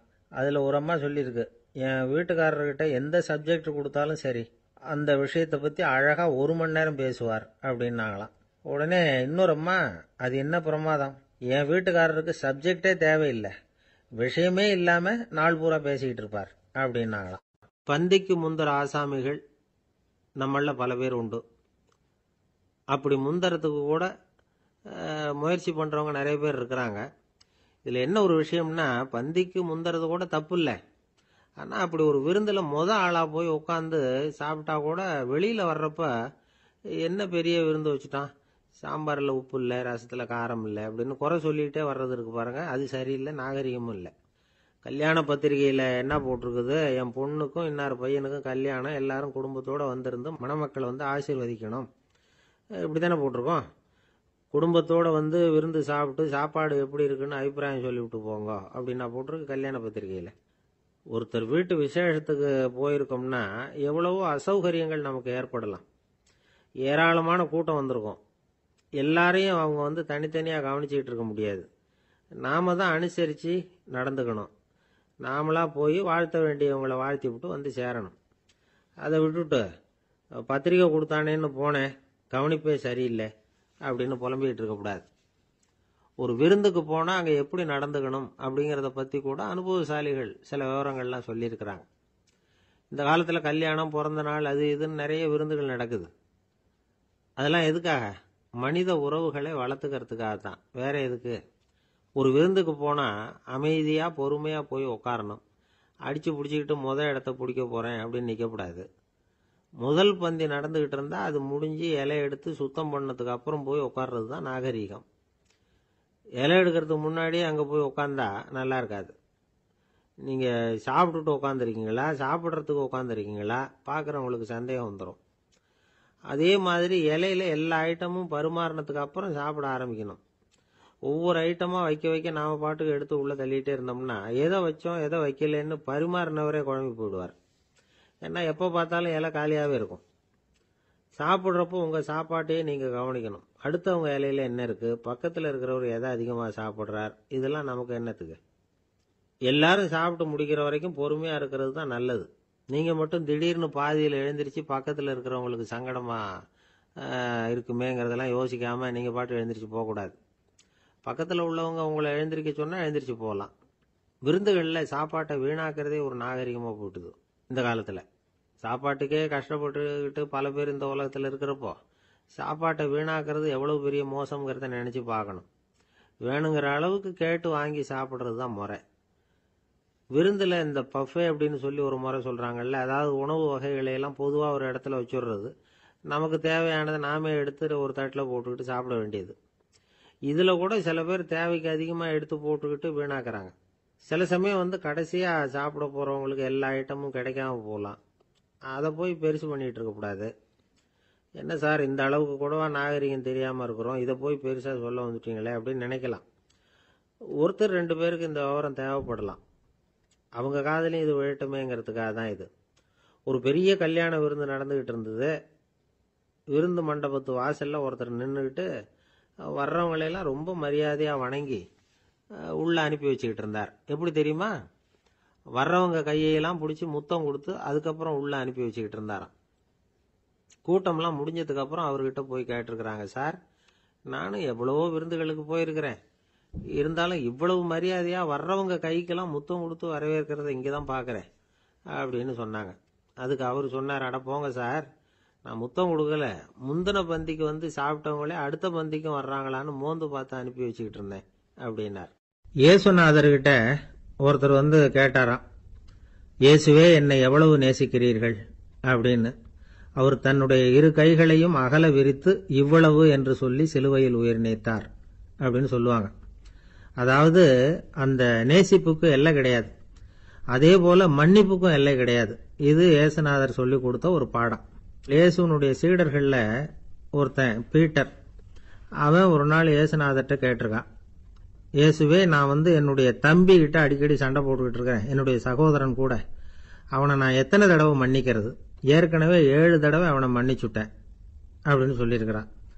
அப்போ இயேசு சொன்னாராம், மன்னிக்கிறதுக்கு எத்தனை தடவைங்கிற கணக்கெல்லாம் கிடையாது, எத்தனை தடவை உன்னுடைய சகோதரன் உன்னை கோபப்படுத்துகிறானோ அத்தனை தடவை நீ மன்னிக்கிறதுக்கும் தயாரா இருக்கணும், அதுதான் அப்படின்னு சொன்னாராம். அப்போ இவனுக்கு ஒன்றும் புரியல, இது என்ன அவன் தப்பு பண்ணிக்கிட்டே இருப்பான், நாம மன்னிச்சுக்கிட்டே இருக்கிறதா அப்படிங்கிறது மாதிரி குழப்பமா இருந்திருக்கிறான். அப்போ இயேசுநாதர் தன்னுடைய சீடன் பீட்டர் கிட்ட ஒரு கதை சொன்னாராம். அந்த கதை இன்றைக்கு நாம வந்து எல்லாரும் சிந்தித்து பார்க்க வேண்டிய ஒரு கதை. அதாவது மன்னிப்பை விரும்புகிறவர்கள் மன்னிக்கவும் தயாராக இருக்க வேண்டும் அப்படிங்கிறது தான் அந்த கதையினுடைய தத்துவம். அந்த இயேசுநாதர் சொன்ன கதை என்னன்னா, ஒரு மன்னர் இருந்தார். அவர் ஒரு நாள் அரண்மனையில் உட்காந்து கணக்கு வழக்குகள்லாம் பார்த்துக்கிட்டு இருந்தார். நம்ம அரண்மனையிலிருந்து யார் யார் அரசாங்க கடன் வாங்கியிருக்கிறாங்க, யார் யார் திருப்பி செலுத்தி இருக்கிறாங்க அப்படிங்கிற விவரத்தையெல்லாம் பார்த்துக்கிட்டு இருந்தார். அப்போதான் புரிஞ்சுது, அந்த அரண்மனையில் வேலை செய்கிற ஒருத்தனே அரசாங்க கடன் ஒரு வாங்கியிருக்கிறான். எவ்வளவு? 10,000 பொற்காசுகள் வாங்கியிருக்கான் கடன். இந்த 10,000 பொற்காசுகளை திருப்பி செலுத்தல அரசாங்கத்துக்கு. இது மன்னர் கவனத்துக்கு வந்தது. உடனே நம்ம அரண்மனையில் இருக்கிறவனே அரசு கடன் வாங்கி திருப்பி செலுத்தாம இருக்கான், அவனை கூப்பிட்டு வாங்கன்னு சொல்லி கூப்பிட்டுட்டு வந்தாங்களாம். விசாரிச்சிருக்கிறாங்க, என்னப்பா நீ எவ்வளவு ஒன்று? ஆமாங்க 10,000 பொற்காசுகள் வாங்கியிருக்கிறேன், இன்னும் திருப்பி கட்டலைன்னு இருக்கான். உடனே அவர் மன்னர் சொல்லியிருக்கிறார், நம்ம சட்டத்திட்டப்படி நீ உடனே பணத்தை திருப்பி கட்டிடு, அப்படி உன்னால கட்ட முடியலன்னா உன்னுடைய வீடு வாசல் சொத்து சுகம் எல்லாத்தையும் வித்து அந்த பணத்தை அரசு கருவூலத்தில் சேர்த்துக்கிறதுக்கு நானே ஏற்பாடு பண்ணிடுறேன் அப்படின்னு அந்த மன்னர் சொன்னாராம். இவன் அப்படியே அதிர்ச்சி ஆயிட்டான், அப்படியே பொத்துன்னு காலில் விழுந்தானா, மன்னா என்னை மன்னிச்சுங்க, என்னால் முடியல, எனக்கு மன்னிப்பு கொடுங்க அப்படின்னு இருக்கான். உடனே அவர் எழுந்திருச்சு, சரி நீ மன்னிப்பு கேட்டுவிட்ட, அதனால உன்னை மன்னிக்கிறேன், நீ பணம் கட்ட வேண்டாம் அப்படின்னு சொல்லி அந்த மன்னர் அவனை விட்டுட்டாராம். பணத்தையும் தள்ளுபடி பண்ணிட்டார், நீ திருப்பி கட்ட வேண்டான்னு. இவனுக்கு ரொம்ப மகிழ்ச்சி, அதனால ரொம்ப உல்லாசமா வந்துகிட்டு இருக்கிறான். தெருவில் வந்துகிட்டு இருக்கிறப்ப இவங்கிட்ட கடன் வாங்கின ஒருத்தன் எதுக்கு வந்துகிட்டு இருக்கான். அவன் இவங்கிட்ட ஒரு 100 பொற்காசுகள் கடன் வாங்கியிருக்கான். அவன் வந்தான், இவன் போய் அவன் சாட்டையா பிடிச்சிக்கிட்டான், நீ எப்படா என் கடனை திருப்பி கொடுக்க போறேன்னு. அவன் இப்ப முடியல, கொஞ்சம் பொறுத்துக்கா, அப்புறம் தாரேன் இருக்கான். அதெல்லாம் முடியாது, நீ கொடுத்துதான் ஆகணும் அப்படின்னு இவன் புடிவமா சொல்றான். இப்ப நிலைமையை பாருங்க, இவன் ஏற்கனவே இவன் 10,000 பொற்காசுகள் அரசாங்கத்துல கடன் வாங்கினா அதுக்கு மன்னிச்சு விட்டுட்டார் இவனை. ஆனா இவன் இன்னொருத்தனை மன்னிக்கிறதுக்கு தயாரா இல்ல. இவங்கிட்ட கடன் வாங்கின இன்னொருத்தன் 10 பொற்காசுகள், அவனை மன்னிக்க தயாரா இல்ல. அவனை கொண்டு போய் நீதிமன்றத்தில் கொண்டு போய் நிறுத்தி தண்டனை வாங்கி கொடுத்துட்டான். நீதிபதி என்ன சொன்னாரு, அந்த இவன் வாங்கின பொற்காசுகளை திருப்பி கட்டுற வரைக்கும் ஜெயிலில் இருக்கணுங்கிறது தீர்ப்பு. ஆனா உடனே அரசர் காதுல வந்து விழுந்தது. சொல்லிட்டாங்க, உங்ககிட்ட மன்னிப்பு வாங்கிட்டு போனானே ஒருத்தன், அவன் வந்து இன்னொருத்தனை மன்னிக்கிறதுக்கு தயாரா இல்லை, அவனை கொண்டு போய் ஜெயிலில் அடைச்சுட்டான் அப்படின்னு. உடனே மன்னர் பார்த்தார், இவனை மறுபடியும் கூப்பிட்டு வர சொன்னார். தபாரப்பா, நான் வந்து உன்னை மன்னிச்சு விட்டேன், ஆனா நீ இன்னொருத்தனை மன்னிக்கிறதுக்கு தயாரா இல்லை, அதனால என்னுடைய தீர்ப்பையும் மாத்துறேன், நீயும் அரசு கடன் தீர்ற வரைக்கும் ஜெயிலில் தான் இருக்கணும் அப்படின்னு சொல்லி ஜெயிலுக்கு அனுப்பிச்சிட்டாராம். இப்படி ஒரு கதையை இயேசுநாதர் தன்னுடைய சீடருக்கு சொன்னதாக ஒரு வரலாறு. அது என்ன, அதுல இருந்து நாம புரிந்து கொள்ள வேண்டியதுன்னா, நாம வந்து மன்னிக்கப்படணும்னு நாம விரும்புறோம்னா நாம இன்னொருத்தரை மன்னிக்கிறதுக்கு தயாரா இருக்கணும். அதனால நாம வந்து இன்னொருத்தரை யாரையும் மன்னிக்க மாட்டோம், ஆனா என்ன இன்னொருத்தர் மன்னிக்கணும் அப்படிங்கறது மாதிரி செய்யக்கூடாதுன்னு சொல்லுவாங்க. அது மாதிரி நாம் இப்போ இது தப்பாக புரிஞ்சுக்கிறவங்களும் இருக்கிறாங்க. பாவம் மன்னிப்புங்கிறதுலாம் எதுக்குன்னா, அதாவது மறுபடியும் பாவம் செய்யாமல் இருக்கிறதுக்காக தான். அதான் மன்னிக்கிறாரே அப்படிங்கிறதுக்காக மறுபடியும் பாவம் பண்ணிட்டு இருக்கிறது இல்லை.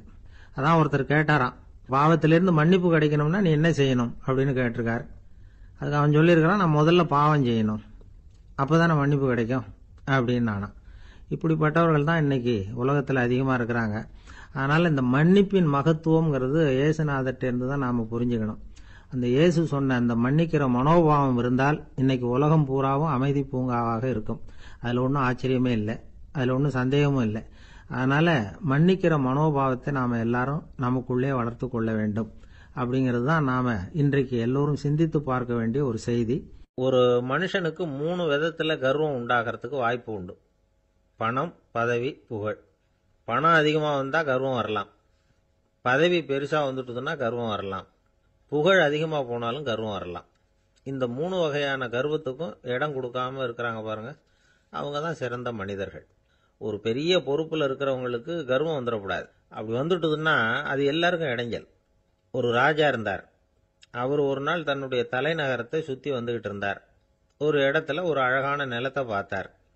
ஆஹா, இந்த இடத்துல நமக்குன்னு ஒரு மாளிகையை கட்டினா எவ்வளவு நல்லா இருக்கும் அப்படின்னு நினைச்சார். ராஜா நினைச்சா அது முடியாத காரியமா? சரி, இந்த நிலம் யாருக்கு சொந்தம்னு விசாரிங்க அப்படின்னார் பக்கத்தில் இருந்தவங்க கிட்ட. அவங்கெல்லாம் ஓடி போய் விசாரிச்சாங்க. அந்த இடம் ஒரு வயசான கிழவிக்கு சொந்தம், வயசான அம்மாவுக்கு சொந்தமா. அந்த அம்மா தான் அதில் ஒரு குடிசையை போட்டு குடியிருந்துட்டு இருக்கிறாங்க. சரி, அந்த நிலத்துக்கு ஒரு விலையை நிர்ணயம் பண்ணி அதை அந்த வயசான அம்மா கிட்ட கொடுத்துருங்கோ அப்படின்னு உத்தரவு போட்டார் ராஜா. ஆனால் அந்த அம்மா, இது எங்கள் பூர்வீக இடம், இதை விற்க மாட்டேன் அப்படின்னு சொல்லிவிட்டுது. சரி, 2 பங்கு விலை கொடுக்குறோம்னு சொல்லி பாருங்க அப்படின்னாங்க. அப்படியே சொன்னாங்க அரண்மனை ஆட்கள். அதுக்கும் சம்மதிக்கலை அந்த அம்மா. இதை கேள்விப்பட்டதும் ராஜாவுக்கு கோபம் வந்துட்டுது. தன்னுடைய ஆளுங்களை கூப்பிட்டார். போய் அந்த குடிசையை பிரித்து எறிங்க, காசெல்லாம் ஒன்றும் கொடுக்காதீங்க அப்படின்னு கத்தினார். அவ்வளோதான். அடுத்த நிமிஷம் அரண்மனை ஆசாமிகள் போனாங்க, குடிசையை பிரித்து எரிஞ்சாங்க. அந்த வயசான அம்மா இருக்கு, அதுவும் அந்த இடத்த விட்டு துரத்தி விட்டாங்க. அந்த இடத்துல ஒரு அரச மாளிகையை கட்டி முடிச்சிட்டாங்க. அந்த வயசான அம்மா பாவம், ராஜாவே இப்படி பண்ணால் யாருக்கிட்ட போய் முறையிட முடியும்? ஒரு ஞானி இருந்தார், அவர்கிட்ட போய் சொன்னாங்க. அவர் இவங்க சொன்னதை கேட்டு மனசில் வச்சுக்கிட்டார். ஒரு நாள் அந்த ராஜாவே இந்த ஞானியை கூப்பிட்டார். புதுசாக ஒரு மாளிகை கட்டியிருக்கிறேன், வந்து பாருங்கன்னு. சரின்னு சொல்லி இந்த பெரியவர் ஒரு நாள் அந்த மாளிகைக்கு போனார். சும்மா போகல, ஒரு கழுதையையும் ஓட்டிகிட்டு போனார். கொஞ்சம் சாக்குகள், வெத்து சாக்கு, அதையும் எடுத்து கழுதை முதுகில் போட்டு கழுதையை ஓட்டிகிட்டு போகிறார். ராஜா பார்த்தார். அவருக்கு இது ஆச்சரியமாக இருந்தது. என்ன இது, மாளிகைக்கு வந்துட்டு போங்கன்னு கூப்பிட்டா கழுதை சாக்கு இதெல்லாம் கூப்பிட்டு வராரே, ஒன்றும் புரியலையேன்னு நினைச்சார். எதுக்காக இதெல்லாம்னு கேட்டார். அரசருடைய தோட்டத்திலிருந்து கொஞ்சம் மண் எடுத்துகிட்டு போகிறதுக்கு ஆசைப்படுறேன், அதுக்கு நீங்கள் அனுமதி கொடுக்கணும் அப்படின்னாரு இவர். இது என்ன வேடிக்கையான கோரிக்கையாக இருக்குது அப்படின்னு நினைச்சார் ராஜா. இருந்தாலும் மண்ணு தானே கேட்குறாரு, எடுத்துகிட்டு போகட்டுமே அப்படின்னு நினைச்சார். சரின்னு அனுமதி கொடுத்தார். அந்த பெரியவர் தோட்டத்துக்கு போனார், மண்ணை வெட்டினார், சாக்கில் போட்டு நிரப்புனார். ராஜாவை கொஞ்சம் கிட்ட வாங்கன்னு கூப்பிட்டார். இந்த மண் மூட்டையை தூக்கி கழுதையோட முதுகில் வைக்கணும், கொஞ்சம் உதவி பண்ணுங்கன்னார். ஓ, பண்ணுறேனே அப்படின்னு சொல்லி ராஜா கிட்ட போனார். மூட்டையை தூக்கி பார்க்குறாரு, முடியல, திணறி போட்டார். இப்போ அந்த ஞானி பேசினாராம். அரசே, இந்த ஒரு சாக்கு மண்ணையே உங்களால் தூக்க முடியல, அந்த கிழவிகிட்ட இருந்து அந்த அக்கிரமமாக அபகரித்த இந்த தோட்டம் பூராவையும் சுமக்கணும்னு ஆசைப்படுறீங்களே, அது உங்களால் முடியுமா அப்படின்னு கேட்டாராம். ராஜா யோசனை பண்ண ஆரம்பித்தார். தன்னுடைய செயலுக்காக வருத்தப்பட்டாராம். அந்த வயசான அம்மாவை உடனடியாக வரவழைச்சார். தாயே, தப்பு பண்ணிட்டேன், என்னை மன்னிச்சுக்குங்க, இன்னையிலேருந்து இந்த மாளிகையும் தோட்டமும் உங்களுக்கு தான் சொந்தம் அப்படின்னு சொல்லிவிட்டாராம். போகிறப்ப இந்த உலகத்திலேருந்து என்னத்தை எடுத்துகிட்டு போக போகிறோம்,